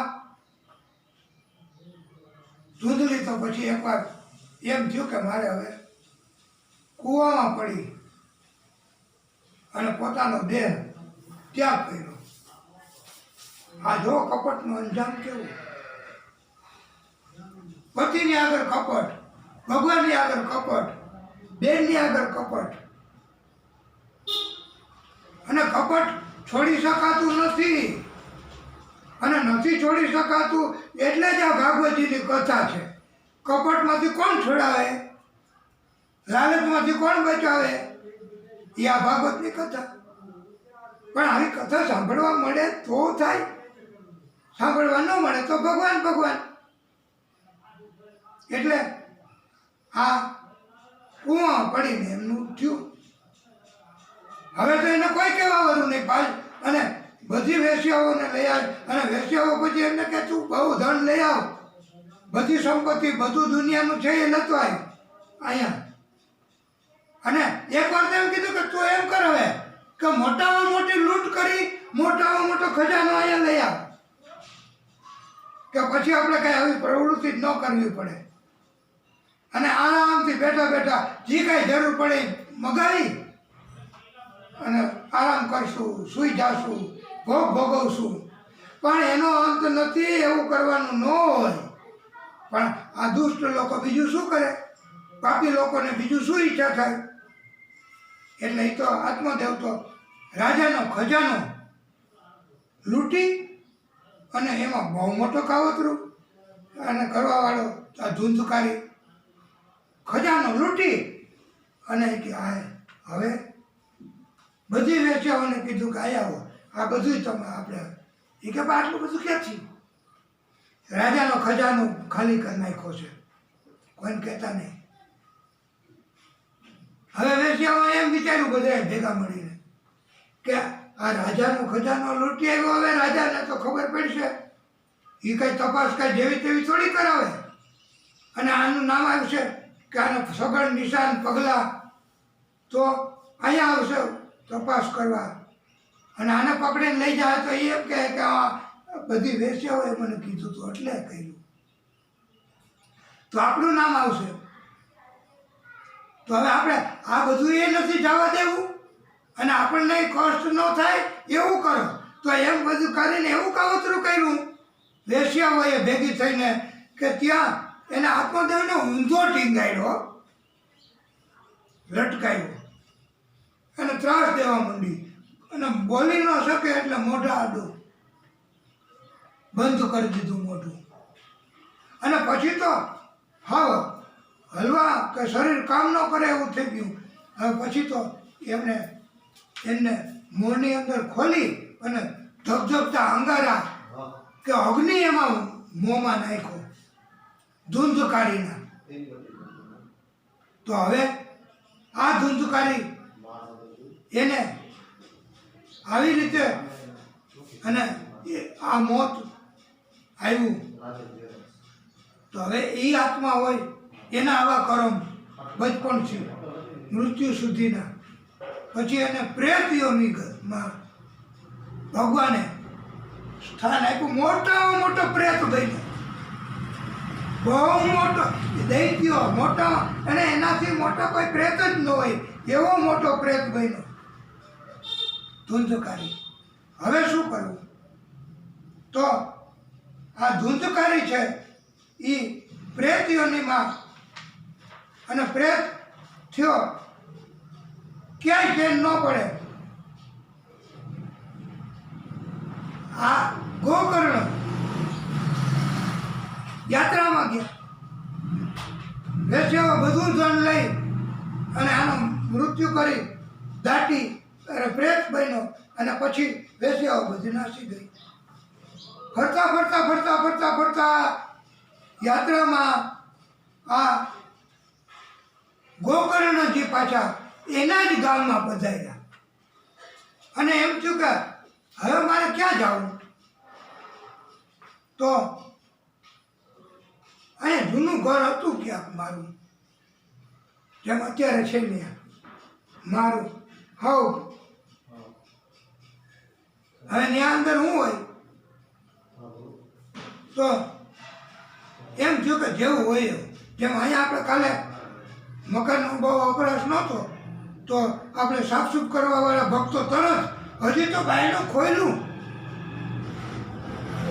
ત્યાં જ વૈષ્ણવો ત્યાંથી જોઈ ગયા આકાશીમાંથી. અને ભક્તો એની ઉંમર મોટી હોવા છતાંય ઘરમાં કામ ન કરી શકે છોકરાને ના પાડી દઈએ પણ એક અહીંયા કથા કરવી છે હાલો બધી એવી ધૂળ અંદર જાય નાકમાં એમાં તો પણ ધૂળ સાફ કરતા હતા. પાણી તો આખું જોયું આવું સુંદર મજાનું કારણ કે અહીંયા ભગવાન પધારવાના હતા એ એમને ખબર પડી ગઈ હતી એ વૈષ્ણવને. હવે એ સાફસૂફ કરવાવાળા આટલા મોટા ભક્તો એટલી ઉંમરે એમને આવું જ્ઞાન, તો એની અંદર ભગવાનનો વાસ ન હોય તો એ જ્ઞાન ધરાવનારા આ વિસ્તારમાં છે બધા. તો આખું સાફ કરીને જોઈ નાખ્યું અને અમને સવારમાં અહીંયા પધાર્યા તો પોથી પધરામણી કરી તો એમ થયું કે આવું સુંદર, આ તો વૈકુંઠ કરતાંય સુંદર થયું. તો આવું નગર ઘરમાં પણ આવું સાફ નથી કરતા કોઈ. સરકાર છે એ જાહેરાત કરે છે કે સ્વચ્છતા જાળવો, સ્વચ્છ રાખો, નહીંતર રોગ લાગુ પડશે. તો આટલું સુંદર મજાનું સાફ કરી આપ્યું અને આ કથા કેટલી શુદ્ધતાપૂર્વક થાય છે. આ પ્રભુની કૃપા નહીં તો બીજું શું. અને એ શ્રોતા એ સાફસૂફ કરવાની જેને અંદરથી ભાવના કરી કોણે કરી? એને કરી કોણે ભાવના? અંદરથી પ્રેરણા કોણે કરી કે તમે ત્યાં જાઓ, ત્યાં અમારી પધરામણી થવાની છે તો તમે ત્યાં સાફસૂફ કરી દો? એ પ્રેરણા કરનાર જ આ પ્રભુ પરમાત્મા, એ જ આ ભાગવતજી એમની અંદર પ્રવેશ કરી અને એમને સેવા કરી અને એમને અહીંયા આ બધું કામ કરાવ્યું. એ આ કામ નથી, એને મૂલ્ય ન લીધું. બોલો, મૂલ્ય આયોજકોને એમ થયું કે કથાનું આયોજન કરીએ છીએ તો એમને સેવા ન લેવાય. તો આયોજકો એમને તરત એ કે તમે આ તો લ્યો જ, એ કે ન લઈ. અરે બાજી પડ્યા અહીંયા. હવે આટલી બધી કૃપા પરમાત્માની હોય અને એ આવું મળે અને એ હવે આ કથાની અંદર અદાએ આટલી બધી કથામાં આવું બધું કીધું કે આ તો તરત આ મોબાઈલની કથા દરેક દેશમાં જોવાના છે, બધાય નેટમાંથી જોવાના છે. તો હવે એમ થયું કે હવે એ કોણ કરી ગયા સાફ? તો એની અંદર કેની અંદર ભગવાન પધાર્યા હતા એ અમને દર્શન કરાવશો તો અમને દેખાડશો તો એવું તો શ્રોતાઓને થાય જ કે એની અંદર કોણ, એની અંદર પ્રભુ પધાર્યા એવા સદભાગી કોણ? તો એ અહીંયા જ કથામાં બહાર બેઠા છે અને હમણાં જ એમને આપણે બોલાવીએ છીએ અને અહીંયા સર એમને પણ અહીંયા હાજર કરીએ છીએ. એટલે જુઓ તમે એ પોતે અને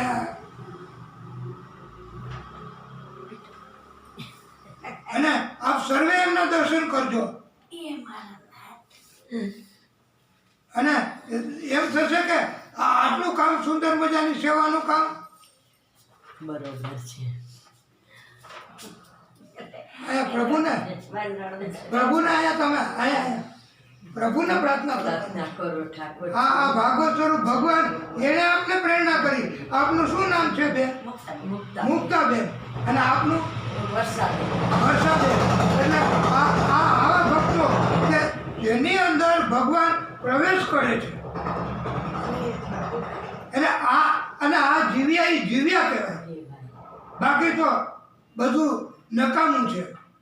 અને આટલી ઉંમર કે તમે જુઓ તો ઊભા ન થઈ શકે એમને લેવા માટે, ટેકો દેવા માટે. હવે એ બંને અહીંયા આવીને આ સાફસૂફ કરી જાય, આ જગ્યાને સ્વર્ગ બનાવી જાય.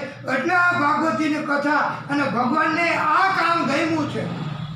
અને એમ કહેવામાં આવ્યું છે ને કથામાં તો એ આ લોકોએ કહ્યું કે કથામાં એમ કીધું છે કે મેવા મળે કે ના મળે, સેવા અમારે કરવી છે. એ માત્ર ગાવાનું જ નથી, એ આ ભક્તોએ એવું કરી બતાવ્યું હજી ગઈકાલે જ. અને હવે કથામાંથી જતા નથી, કથામાંથી જતા નથી. બોલો, અને કથામાંથી એને એટલી બધી પ્રીતિ જાગે કે આ કથા અમારે ચૂકવી નથી. ઘરમાં શું કરવાનું? અહીંયા તો કથા, અહીં ભગવાન અહીંયા બિરાજમાન થયા છે. એટલે આ જે તત્વ છે એ ગોકર્ણજી એમને પ્રાપ્ત થયું છે, ભક્તિથી થયું છે. અને એ ત્યાં જૂના ઘરમાં સાફ કરીને ત્યાં સૂતા. તો રાતના તો અડધી રાત થવા આવી હશે, ત્યાં એમને અંદરથી સિંહ, જનાવર એવું દેખાવા માંડ્યું. એવા અવાજ સંભળાવા લાગ્યા. તો એમને એમ થયું કે આ કેમ? કોક પ્રેત, અને મહાન યોની છે પ્રેતની. અહીં તો ભૂદેવનું ઘર હતું. એ તો બ્રાહ્મણ રહેતા હતા. એના દાદા અને દાદા તો બધા ભીખ માગતા હતા, લોટ માગતા હતા, ભજન કરતા હતા. એ મકાનમાં ને દર્શન કરાવતા હતા એ મકાનમાં. અને આ મકાન અહીંયા પણ બાલુ બાપાની હવેલી કહેવાતી હતી. અહીંયા બાલુ બાપા કરીને હતા વૈષ્ણવ, એ દર્શન કરાવતા હતા ભક્તોને. એ આ જગ્યા એને આ ભાગવતજીને અહીંયા પધરામણી થઈ. છે ને ઠાકોરજી. તો હવે તો આપણે માનશું કે ભગવાનને ભગવાન ખેંચે છે, ભક્તોને ભક્તો ખેંચે છે, અને દુઃખીને દુઃખી ખેંચે છે, દર્દીને દર્દી ખેંચે છે. આપણે હંમેશા હસતા રહેવું, આનંદમાં રહેવું અને કથા સાંભળવી, સત્સંગ કરીએ તો આપણી અંદર શક્તિ આપનાર જ આ ભાગવત ભગવાન છે. કૃષ્ણ ભગવાનને એકેય માતાનો વાળ જોડો નહોતો થયો, ઠેઠ સુધી નબળાઈ નહોતી આવી, શરીર નબળું નહોતું પડ્યું ઠેઠ સુધી એમને. કારણ કે ભક્તિ બહુ કરતા, ભગવાનનો અવતાર. એમ ભક્તોને એવો આદેશ આપ્યો છે ભાગવત કથા. એમ કહે છે કે તમે જાયગા ત્યાંથી સવાર. અને અત્યારે નહીં કરીએ તો ક્યારે કરશું ભક્તિ? એટલે ભાગવતજીની કથા. અને ગોકર્ણજીએ હાથમાં લઈ જળ ભાગવતજીનો શ્લોક બોલી અંજલિ છાટી. ત્યાં તો અંદરથી વાચા ઉપડી વાણી કે હું આપનો ભાઈ છું નાનો, મારું નામ ઝુંઝુકારી, અને મેં આવા દુષ્ટ કર્મો કર્યા છે એટલે હું મહાપ્રેત થયો છું. મને બહુ કષ્ટ થાય છે. પ્રેતમાં ગયા હોય એને કષ્ટ થાય. ગતિ ન થઈ હોય સદગતિ કે વૈકુંઠ ધામ ન મળ્યું હોય એને બહુ કષ્ટ થાય. એટલે તો મને આમાંથી છોડાવો, મને આ કષ્ટમાંથી મુક્ત કરો જલ્દી, મારાથી સહન નથી થતું. ત્યારે એ ગોકર્ણજીએ એને કીધું તું શાંતિ રાખ, હું સવારે તારી ઉત્તમ ધર્મ કાર્યને વિધિ કરું છું. એ ગોકર્ણજીએ તો તરત ત્યાં ગયા નામની જગ્યા છે આપણા વિસ્તારમાં, ઓળખાય છે હજી પણ, ગયા નામનો વિસ્તાર. અને ત્યાં ભાઈનું કે પિતાનું કે એનું શ્રાદ્ધ કરે પુરુષનું તો એને મોક્ષ ગતિ થાય છે એમ કહેવાય છે. અને ત્યારે ગોકર્ણજી ત્યાં જઈ વિધિપૂર્વક શ્રદ્ધાપૂર્વક એમના આત્માની શાંતિ માટે શ્રાદ્ધ કર્યું. પછી એમ તો ઘરે થાક લાગ્યો તો અહીંયા ને સૂઈ જાઓ. એટલે પાછા ત્યાં એના ઘરે ને ઘરે સૂઈ ગયા. ત્યાં અડધી રાત થવા પાછો એની જેમ જ આવું જ. તો એ કે મેં પણ ઉત્તમમાં ઉત્તમ શ્રાદ્ધ કર્યું તારી પાછળ, અને હજી તને ગતિ ન થઈ સદગતિ. હવે તો આનાથી ઉત્તમ બીજો કઈ રસ્તો નથી તો શું થશે, કેમ કરવું? તો એ તો પ્રેત માંડ્યો રોવા. તમે મને મારાથી આ સહન નથી થતું, તમે મારું કંઈક કરો, સદગતિ કરાવો. અને એ પ્રેતે એવો બોધ દીધો કે 100 વખત તમે ગયામાં શ્રાદ્ધ કરશો ને તોય મારા આત્માને આ ગતિ નહીં થાય. મેં એવા એવા કર્મ કર્યા છે ભાઈ. સતે ના આપી ગયા શ્રાદ્ધમ, એમ કીધું 100 ગયાના શ્રાદ્ધ કરશો તોય. અને ગયામાં તો એવું જ કહેવાય, કારણ કે ત્યાં ગયા નામની જગ્યા છે ત્યાં ગયાસુર નામનો મોટામાં મોટો દૈત્ય હતો અને ત્યાં ઋષિ મુનિઓ એ બધા ત્યાં યજ્ઞ કરવા કે એવડો મોટો યજ્ઞ કરવો છે 1000 વર્ષ સુધી હાલે એવું. ત્યારે પરમાત્માએ બ્રહ્માજીને પૂછ્યું કે અમારે આવડો મોટો યજ્ઞ ક્યાં કરવો? તો એમ કીધું કે તમે આ જગ્યાએ કરો. તો અને ત્યાં યજ્ઞ કેવી રીતે ભૂમિ ઉપર કરે તો બહુ અગ્નિ થાય, એમાં બધું હોમાઈ જાય. 1000 વર્ષ યજ્ઞ થાય તો કેટલું હોમાય? તો એ સહન ન કરે તો ખાડો થઈ જાય, તો યજ્ઞ વિક્ષેપ થાય. તો હવે અમારે યજ્ઞ ક્યાં કરવો? કેવી સિમેન્ટનું હોય તો નાશ થઈ જાય. ત્યારે ત્યાં ગયાસુર નામનો મોટામાં મોટો રાક્ષસ, મોટામાં મોટો દૈત્ય હતો ને, એને એમ કીધું કે ઋષિઓ તમે મારી છાતી ઉપર યજ્ઞ કરો અને મને પ્રભુની કૃપાથી એટલી મજબૂત આ બધું છે કે 1000 ને પણ વધારે યજ્ઞ આવશે તોય મને કાંઈ નહીં વાંધો આવે. તો એની છાતી ઉપર યજ્ઞકુંડ બનાવીને મેં યજ્ઞ કર્યો 1000 વર્ષ. અને ત્યાં યજ્ઞદેવ પ્રગટ થયા અને વરદાન માગવાનું કીધું તો એ ગયાસુરે કાંઈ ન માગ્યું. એ કે એટલી કૃપા કરો, મારે કાંઈ જોતું નથી, પણ અહીંયા આવીને જે કોઈ શ્રાદ્ધ કરે, અહીંયા આવીને જે કોઈ વિધિ કરે એને મોક્ષ કે એને સદગતિ થાય એવું કરો. તો પણ આ એનાથી મહાન રાક્ષસ, એનાથી આવા કરમ, તો એને ગતિ ન થાય. આ ઝુંઝકારીના કરમ તો કેવા? એટલે એમ કીધું છે કે કર્મ કરતા પહેલા આપણે થોડુંક વિચારવું. એમને ન ઠીકે જ રાખવું. એટલે પછી ગોકર્ણજીએ કીધું કે હું સૂર્યોદય થશે, સૂર્યનારાયણ ભગવાનને પ્રાર્થના કરીશ કે મારા ભાઈની ગતિ માટે હવે મારે શું કરવું, આપ રસ્તો બતાવો. તો સૂર્યનારાયણ ભગવાન આનું જો તપ હોય તો સૂર્યનારાયણ ભગવાન જવાબ દે, હાજર થાય, વાત કરે, વાણી આપે અને આપણે એને વાત કરી શકીએ. નહીંતર અત્યારે આપણે પાડોશમાં કોઈની ઘરે ન જઈ શકાય. જાઓ એ કે અમને દરદ આવશે, જાઓ તમે તો આવવાના રહ્યા, તમારામાં ક્યાં કઈ બુદ્ધિ જ છે. એટલે જો એવું થાય પાડોશમાં નહીં, એના બદલે આનું સત્કર્મ કેવું ગોકર્ણજીનું, તપ કેટલું, બળ કેટલું.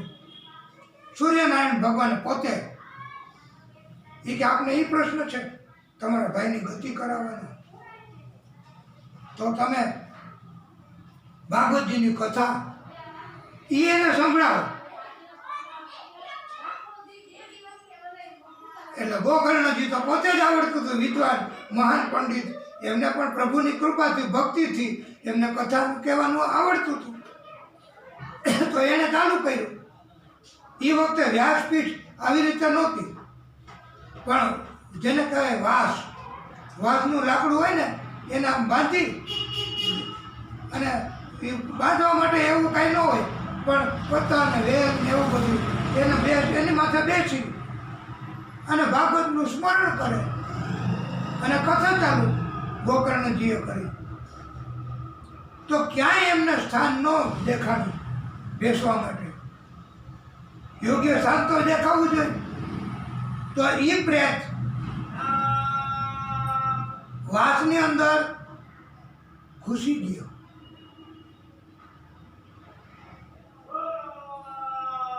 એક દિવસની કથા પૂર્ણ થઈ તો એ વાસની ગાંઠ હોય, જેમ શેરડીમાં કાકડી હોય, ગાંઠ હોય, એમ વાસની અંદર ગાંઠો હોય. તો એ એક ગાંઠ છે એની મેળે તૂટી.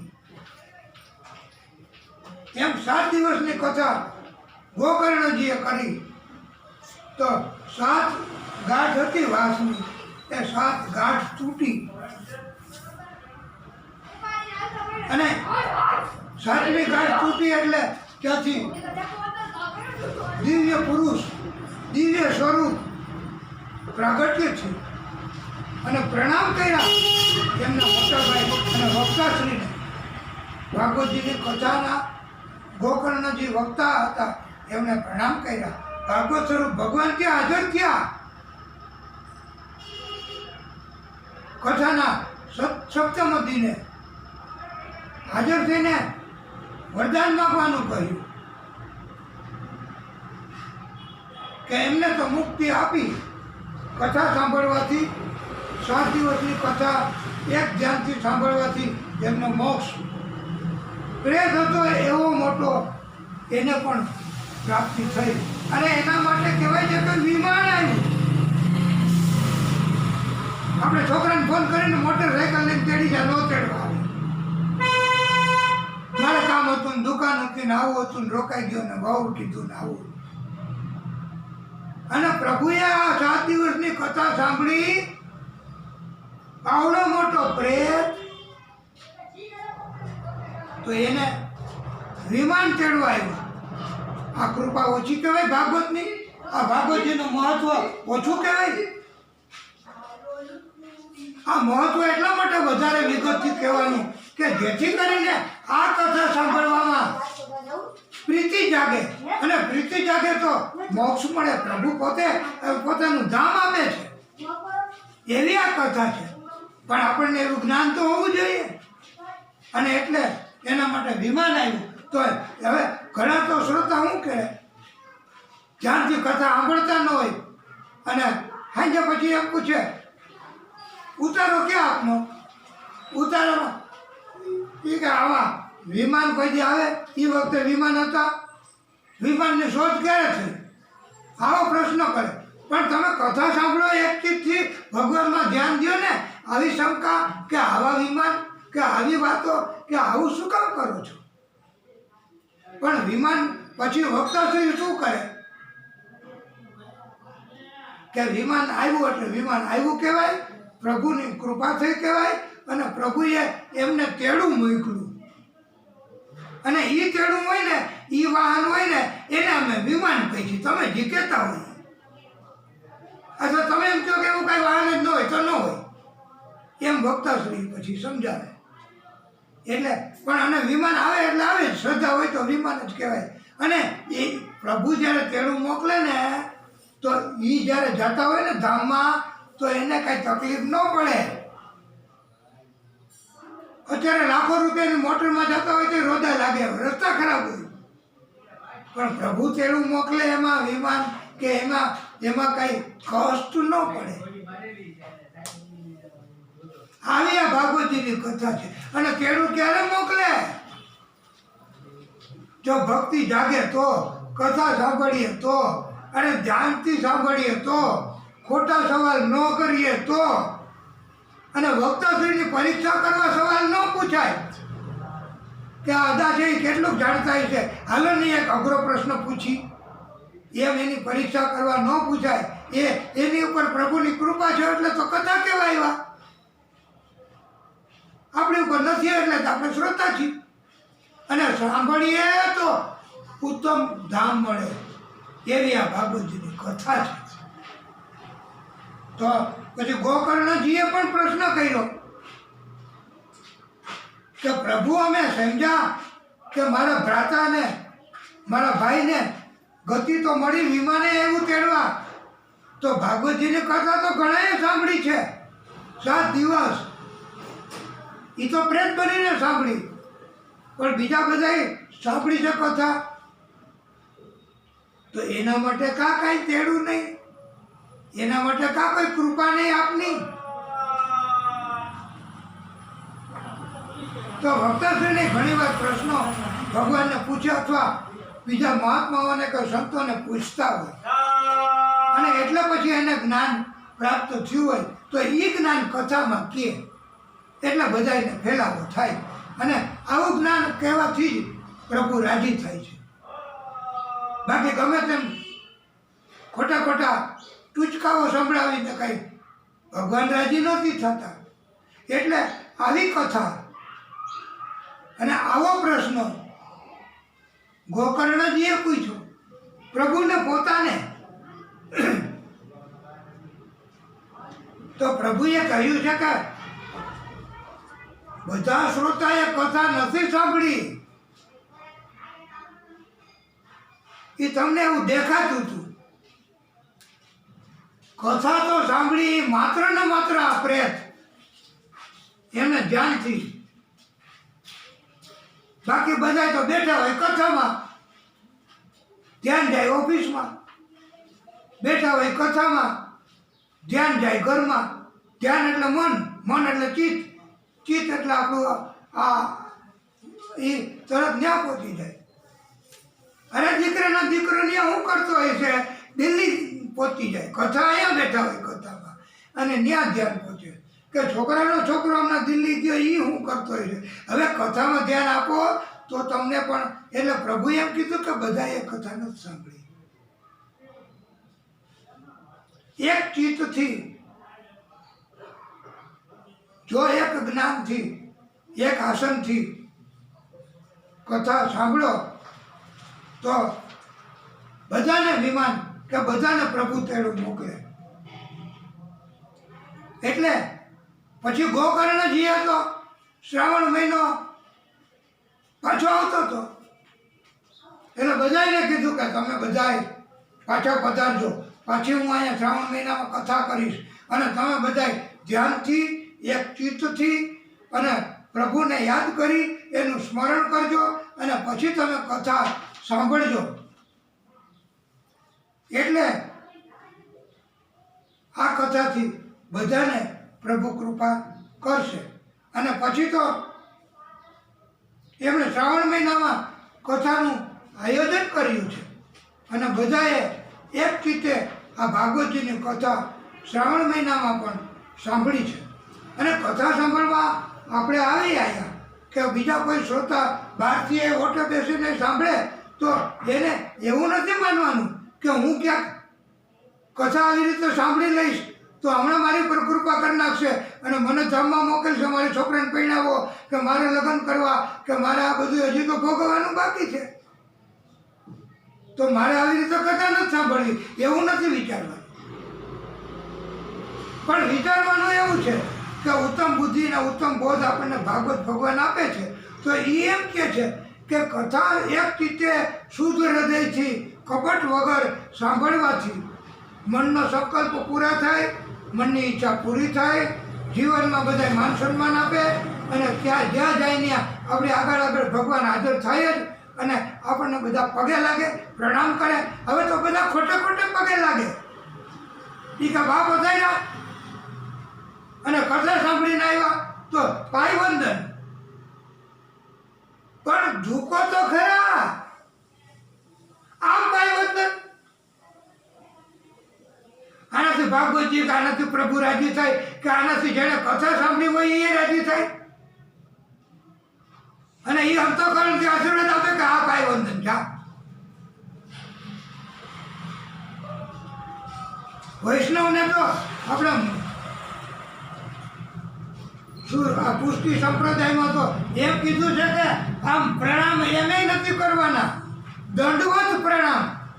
દંડવત પ્રણામ એટલે દંડ એટલે લાકડી, લાકડી જેમ મોટી હોય ને જેમ પડે તો એ ક્યાંય તરત ઝૂકી જાય ને લાકડી, આમ સીધી જ એવી રીતે પ્રણામ કરવાના, એને દંડવત પ્રણામ.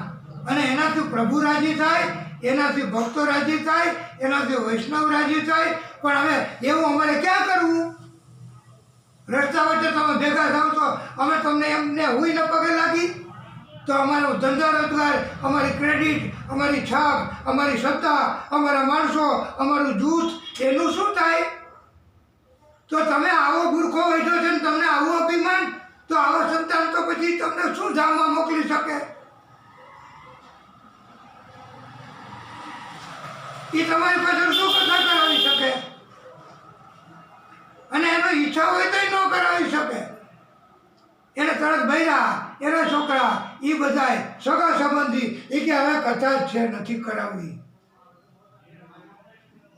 એ જીવતા હતા ત્યારે સાંભળવા ગયા હતા તો સાંભળી લીધું, જીવતા હતા ત્યારે મોટા સંતની જેમ અને મહાન આત્મા તરીકે રહ્યા હતા તો એમને સાંભળી લીધી કહેવાય. એને બધું જ્ઞાન હતું જ, તો પછી હવે એમની પાછળ કથા કરાવવાની જરૂર નથી. આવી સલાહ દેવાવાળા આવે અને પછી એવી સલાહ આપણે સ્વીકારીએ લઈએ હો.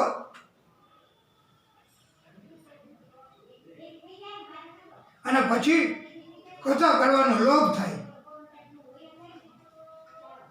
બધાને બોલાવવાનો લોભ થાય. પછી ક્યાંથી કથા સાંભળવા મળે વયા ગયા પછી? અને વયા ગયા પછી એની ગતિ હંમેશા એને ધામ જ મળ્યું છે એ ખબર હોય, ત્યાંથી આપણને ફોન કરે છે. આપના કોઈ પૂર્વજો કે આપણે બધા એ અહીંથી ગયા હોય તો ત્યાંથી એને ભગવાને ધામમાં જ રાખી લીધા કે ભગવાને એને ઉત્તમ આવું બધું આપ્યું છે, એનો કોઈ કષ્ટ નથી એવી કોઈ આપણી પાસે ખાતરી છે? ત્યાંથી આપણને ગેરંટી કે ફોન આવે છે કે અમે આનંદ કરીએ છીએ, જોઈ લે અમારો વિડીયો ફોન. હવે તો વિડીયો ફોન છે ને, તમે અહીંથી ફોન કરો ને બા કેમ છો તો બાને સામ જોઈ શકે, પપ્પા કેમ છો પપ્પાને જોઈ શકે, અને તમે તમારા સંતાનને જોઈ શકો. એ મોબાઈલમાં આવી સુવિધા છે. પણ ઉપર ગયા એને કાંઈ તકલીફ નથી, એને ધામ મળ્યું છે, એની કોઈ ગેરંટી છે? એનો કોઈ ફોન છે? તો તમે સત્સંગ ન કરો તો હાલશે, તો તમે જીવની પાછળ કાંઈ નહીં કરો તો હાલશે. તો એવું કાંઈ નથી ગેરંટી કે એવું કાંઈ નથી જ્ઞાન કે એવો કાંઈ નથી આધાર પુરાવો, તો પછી આપણે ગમે તેમ હવે તો એની હયાતીમાં તો નહોતી કરાવી, બા જીવતા હતા ત્યારે તો કથા ન કરાવી, તો હવે ગયા પછી તો આપણે કથા કરાવીએ. તો આ કળિયુગમાં એ ગયા પછી કથા ન થાય. એક વાર દીકરાને બોલાવીને કીધું, એક વૃદ્ધ કે હાલ તો દીકરા કમલેશ, એ કે હાજી પપ્પા. તો એ કે જો હું ધામમાં જાઉં ને તો ગુજરી જાઉં. એને તો ખબર ન હોય નાના છોકરાને કે ધામ શું કહેવાય કે ગુજરો કે મૃત્યુ શું કહેવાય. એ કે હું ન દેખાવ ને હું છે ને મને બધા જલાવી દઈએ કે હું મારું મૃત્યુ થયું કહેવાય ત્યારે, તો મારું મૃત્યુ થાય તો પછી તારા બાપને તો કહેજે, તારા પિતાને તો કહેજે કે મારી પાછળ ભાગવતજીની કથા તો કરાવે. તો આવડું આ જ્ઞાન છે એ એના પિતા છે એ સાંભળી ગયો. એના દીકરાને જે વાત કરી વૃદ્ધે એ વાત એનો દીકરો સાંભળી ગયો. ભાઈ જાતો હતો ને, તો એ વખતે એના દીકરાને પણ સદબુદ્ધિ આપી અને તરત ઉતાવળો બાપુજી પ્રણામ એમ કરીને વયો ગયો. એ કે પણ તું ઉતાવળ કરીને ક્યાં જાશ? મેં એને કીધું એ તું સાંભળી ગયો, તને મારી તરફ ગુસ્સો થયો? એ કે ના, હું અત્યારે જાઉં છું અદા પાસે અને ભાગવતજીની કથાનું મુહૂર્ત કઢાવવા. તાત્કાલિક મારે આપને જીવતા જ કથા શ્રવણ કરાવવી છે. પછી કોને ખબર કાલે કે કલાક પછી શું થવાનું? એટલે હું અત્યારે તાત્કાલિક તો. અને ત્યારથી પછી એવું કહેવામાં આવ્યું છે કે જીવતા જ માતા પિતા ભલે વૃદ્ધ ન થયા હોય, વૃદ્ધ દેખાતા ન હોય, તોય એમની હયાતીમાં જ ભાગવતજીની કથાનું આયોજન કરવું, એમની હયાતીમાં જ કથા સંભળાવવી, પાડોશીઓને અને વિસ્તારના માણસોને કથા સંભળાવવી, તો એમનું પુણ્ય તમને મળે. આયોજન કરે એને. એટલે આવો. અને ત્યાર પછી તો જીવતા જ માતા પિતાને ઝૂલા ઉપર બેસાડે. એમને ઝૂલાવે કોણ? એમના સંતાન. અને ભાગવતજીની કથા ચાલુ હોય અને કથા સાંભળે. આ સંતાન એ શ્રવણ કહેવાય. બાકી મિલકત એક પછી એક બંગલો બનાવવામાં પડ્યા હોય, કથા શું કહેવાય એ ખબર ન હોય, ભગવાનમાં શ્રદ્ધા ન હોય, એ શું કથા કરાવવાના? અને એ કથા કરાવે તો એ નાટક થયું કહેવાય. ભક્તની ઘેરે ભક્ત આવે, સંતની ઘેરે સંત આવે, લૂંટારાની ઘેરે કોણ આવે? લૂંટારા. કપટીની ઘેરે કોણ આવે? કપટી. તો શુદ્ધ કથા અત્યારે કળિયુગમાં નથી થતી. ઘણી જગ્યાએ શુદ્ધ કથાઓ નથી થતી. અને પ્રભુ પરમાત્મા દયા તો કરે જ છે, પણ એમ છતાંય ઘણી વાર એ કે અદા હવે કથાનું આયોજન તો બહુ સુંદર કર્યું. પણ હજી સુધી અમને એની અસર કાં ન થઈ?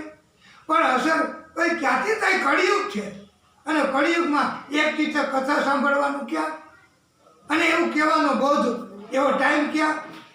એક આસન ઉપર કથા સાંભળવી તો બરોબર, પણ કેવી એ કેટલું અઘરું. તો એ ભક્તિ વગર નથી કહેવાતી. વાણી છે એ ભગવાન જ આપે છે, અને એટલે જ આ દિવ્ય જ્ઞાન અને દિવ્ય કથા એ ભાગવતજીની. અને આવો ભાગવતકારોએ આ બ્રહ્મદેવ એની વાત કરી, એનું નામ કથા. અને એટલે જ કે પછી આપણે એમ કહે છે કે ક્યારે કભી પ્યાસે કો પાણી पिलाया नहीं, बाद में अमृत पिलाने से क्या फायदा?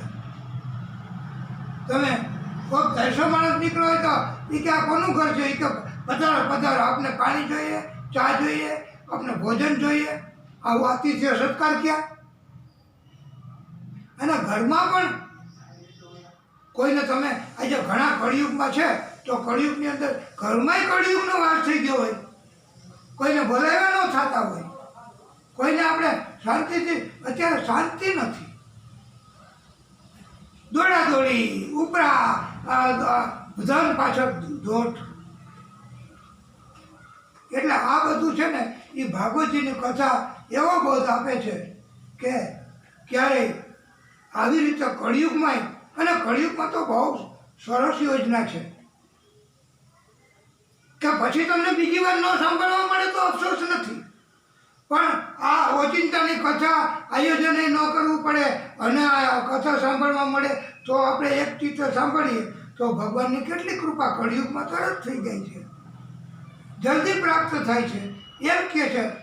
હા, એટલે ભાગવતજી, અને એમાં ભગવાને તો એવો બોધ આપ્યો છે કે દુષ્ટ ખોટા માણસો, હેરાન કરવાવાળા માણસો, ત્રાસ દેવાવાળા માણસો કુટુંબમાં, ઘરમાં, પાડોશમાં હોય તોય પણ એનાથી આપણે જરાય ગુસ્સો ન કરવો, ભક્તિ વધારવી, તો જેથી કરીને પ્રભુ રાજી થાય અને આપણને એમાંથી દૂર મુક્ત કરે. અહીંયા જેટલા કથા સાંભળે એને તો અત્યારે મુક્તિ છે. આ તાત્કાલિક ફળ નહીં, ઇન્સ્ટન્ટ. કે અહીં તો ભગવાનની કથા અને ભગવાનની વાણી સાંભળવા મળે છે, ઘરે હોય તો હવે બા આ તમે ક્યારે જમશો, આ ક્યારે તમે પછી અમારા પછી તમે જમો પછી જ જમવાનું, એવો આ સંકલ્પ છે. તો બાને અહીંયા તો શાંતિ, એવું કોઈ વારે વારે કહેવા તો નથી આવતા. તો આ કથા છે એ હંમેશા શાંતિ આપે છે. એ તો અત્યારે શ્રવણ થાય અને એ તો કબૂલ થાય. એટલે અને ત્રાસ તકલીફ દેવાવાળા કે રાક્ષસ કે દૈત્યો તો ગમે તેટલા હોય, એનું કાંઈ ઉપજે નહીં. અને ભગવાને એવી ખાતરી આપી છે કે જ્યારે જ્યારે એવું તમને અનુભવ થાય કે મને બહુ ત્રાસ છે, મને બહુ તકલીફ છે, પછી પાડોશી તરફ, છોકરા તરફ, ગામ તરફ, ગમે તેનાથી તમને આવો અનુભવ થાય અને તમે ભગવાનને યાદ કરો તો ભગવાને એવી ખાતરી આપી છે કે જ્યારે જ્યારે આવું થશે ત્યારે હું આવીશ અને તમારો કષ્ટ, તમારા પાપ એનો નાશ કરીશ. અને ત્યારે જ બધાને શ્રદ્ધા બેઠી છે. અને એવું બન્યું છે કે ભગવાને આવું કીધું, ત્યાર પછી ભગવાન હંમેશા બધા ભક્તોને ત્રાસ તકલીફ થઈ ત્યારે ભક્તોએ ભક્તોની તકલીફ દૂર કરી છે ભગવાન. અને એટલે જ આપણે આ કથા આનું મહત્વ છે, આ ભાગવતજીની કથાનું આ આટલું ઉત્તમ મહત્વ. અને મહત્વ ન સમજી તો હું ફેંકી દઈ. વેલ્યુની, કિંમતની ખબર હોય તો, આપણને ખબર ન હોય, આપણે મટકીના વાસણમાં ભોજન લેતા હોય, એને શું ખબર આપણને પડે કે આપણી પાસે આ મળ્યું છે એ રત્ન છે. અને આ રત્ન એવું કે દિલ્હીના ખજાનામાં રાખે તોય એ કોક લઈ જશે એવું કાવતરું કરીને, એવું આ અમૂલ્ય રત્ન છે. તો એના કરતાં આ ભાગવતજીની કિંમત અને મહત્વ વધારે છે. તો આને ચૂકાય, આને ભૂલાય. તો આવી આ કથા એની દિવ્યતા એ આપણે અને ભાગવતજીએ આવો મજાનો બોધ આપ્યો અને ક્યારે સંકલ્પ ઊભો થાય તો એને ક્યારે માંડી ન વાળ્યો. ધર્મરાજાએ એકવાર તો સાંજના સમયે યાચક આવ્યા તો એ કે હવે સંધ્યા ટાણું થઈ ગયું, તમે પછી વહેલા આવજો સાંજે સવારે. તો ભીમ દાદા હતા એ સાંભળી ગયા, એમણે નગારા વગાડવા માંડ્યા. એટલે પણ યુધિષ્ઠિરજી કે પણ તમે આ બધું મારાથી કોઈ અપરાધ થઈ ગયો, મેં એનું કાંઈ અપમાન થઈ ગયું કે મારી કોઈ મોટી ભૂલ થઈ ગઈ? તમને શેના દાંત, તમે શેનો આનંદ, તમે શેના નગારા વગાડો છો? તો એ કે મને એનો આનંદ થાય છે કે મારા મોટા ભાઈને દિવ્ય જ્ઞાન થઈ ગયું લાગે છે. મારા મોટા ભાઈને ભગવાન હાજર થઈ અને કાયમી એમને કીધું લાગે છે ભગવાને કે તમને ક્યારે કંઈ તકલીફ નહીં જ પડે, કે તમે અહીંયા કાયમ રહેવાના છે. એટલે તમે એને કાયલનું કીધું ને હવાનું કે કાયલ આવજે, તો તમને ભગવાન રાજી થઈને તમને આવું કીધું લાગે છે ભગવાને. ઘર પછી ઘડી પળ કલાક પછી શું થવાનું એ કોઈને ક્યાં ખબર છે? તો તમને ભગવાને આવું જ્ઞાન અને આવી ખાતરી કરાવી દીધી લાગે છે, એનો મને આનંદ છે એટલે હું નગારા વગાડું છું. તો યુધિષ્ઠિરજીને એમ થયું કે મારાથી નાનો ભાઈ અને આટલું બધું તને જ્ઞાન, તો એ કે તું મારો ગુરુ કહેવાય એમ. અને ત્યાં જલ્દી બોલાઈ આવો યાચકને. બધાએ કીધું પધારો પધારો, અને ભલે સંધ્યા ટાણું રહ્યું આપી દો એમને જ્ઞાન, એને યા દાન કે જે કાંઈ આપવું હોય બધું રાજી થાય એટલું આપો. આ ત્યારથી કથામાં એવું કહેવામાં આવ્યું છે કે હું જોઉં છું, હું વિચારું છું. આપણે આ કથા અહીંયા આવતા પહેલાં 2-3 જગ્યાએ ફોન કર્યા, 2-3 જગ્યાએ કીધું અમારે કથા કરવી છે તો ક્યાં આવીએ? તો એ કહે હું મારે પૂછી લઉં, હું મારે ક્યાં જાઉં, હું મારે આમ કરું. તો એ કાંઈ કરે એ જવાબે દેવા ન આવે કે મને ના પાડી છે મારી ઘરે નહીં. પણ ભક્ત આને કહેવાય કે બીજા 2-3 જગ્યાએ આ કથા ન કર, બીજી 2 જગ્યાએ થવાની હતી આ, પણ ત્યાંથી પ્રભુને મન નહીં હોય, એની ઈચ્છા નહીં હોય. અને પછી એમ થયું કે આ લોકો જવાબ નથી બરોબર પાડતા આપતા, તો શું કરવું? તો આયોજકોએ પછી આ અતુલભાઈને કીધું ફોન કરીને કે અમારે તમારા ઘરમાં કથા કરવા આવું. એ કે પધારો પધારો, કોઈને પૂછવાની જરૂર નહીં, આનું નામ ભક્ત. તરત નિર્ણય કરે ભગવાનના કામમાં શું કામ? પાપ કરવું હોય તો આપણે, લૂંટ કરવી હોય તો આપણે મુદત પાડવી કે પૂછીને કહું.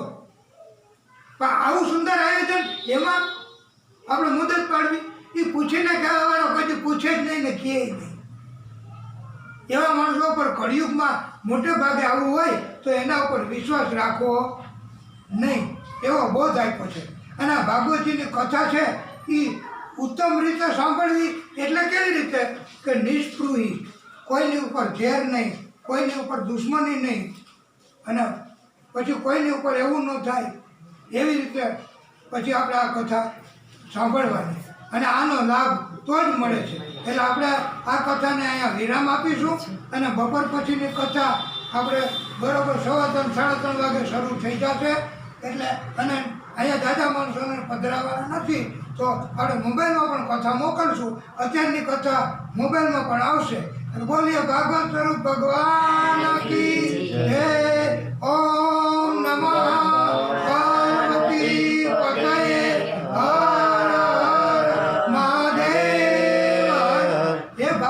ભગવાન, હે કોટલાડેશ્વર દાદા, હે હનુમાનજી મહાવીર, હે દાદા.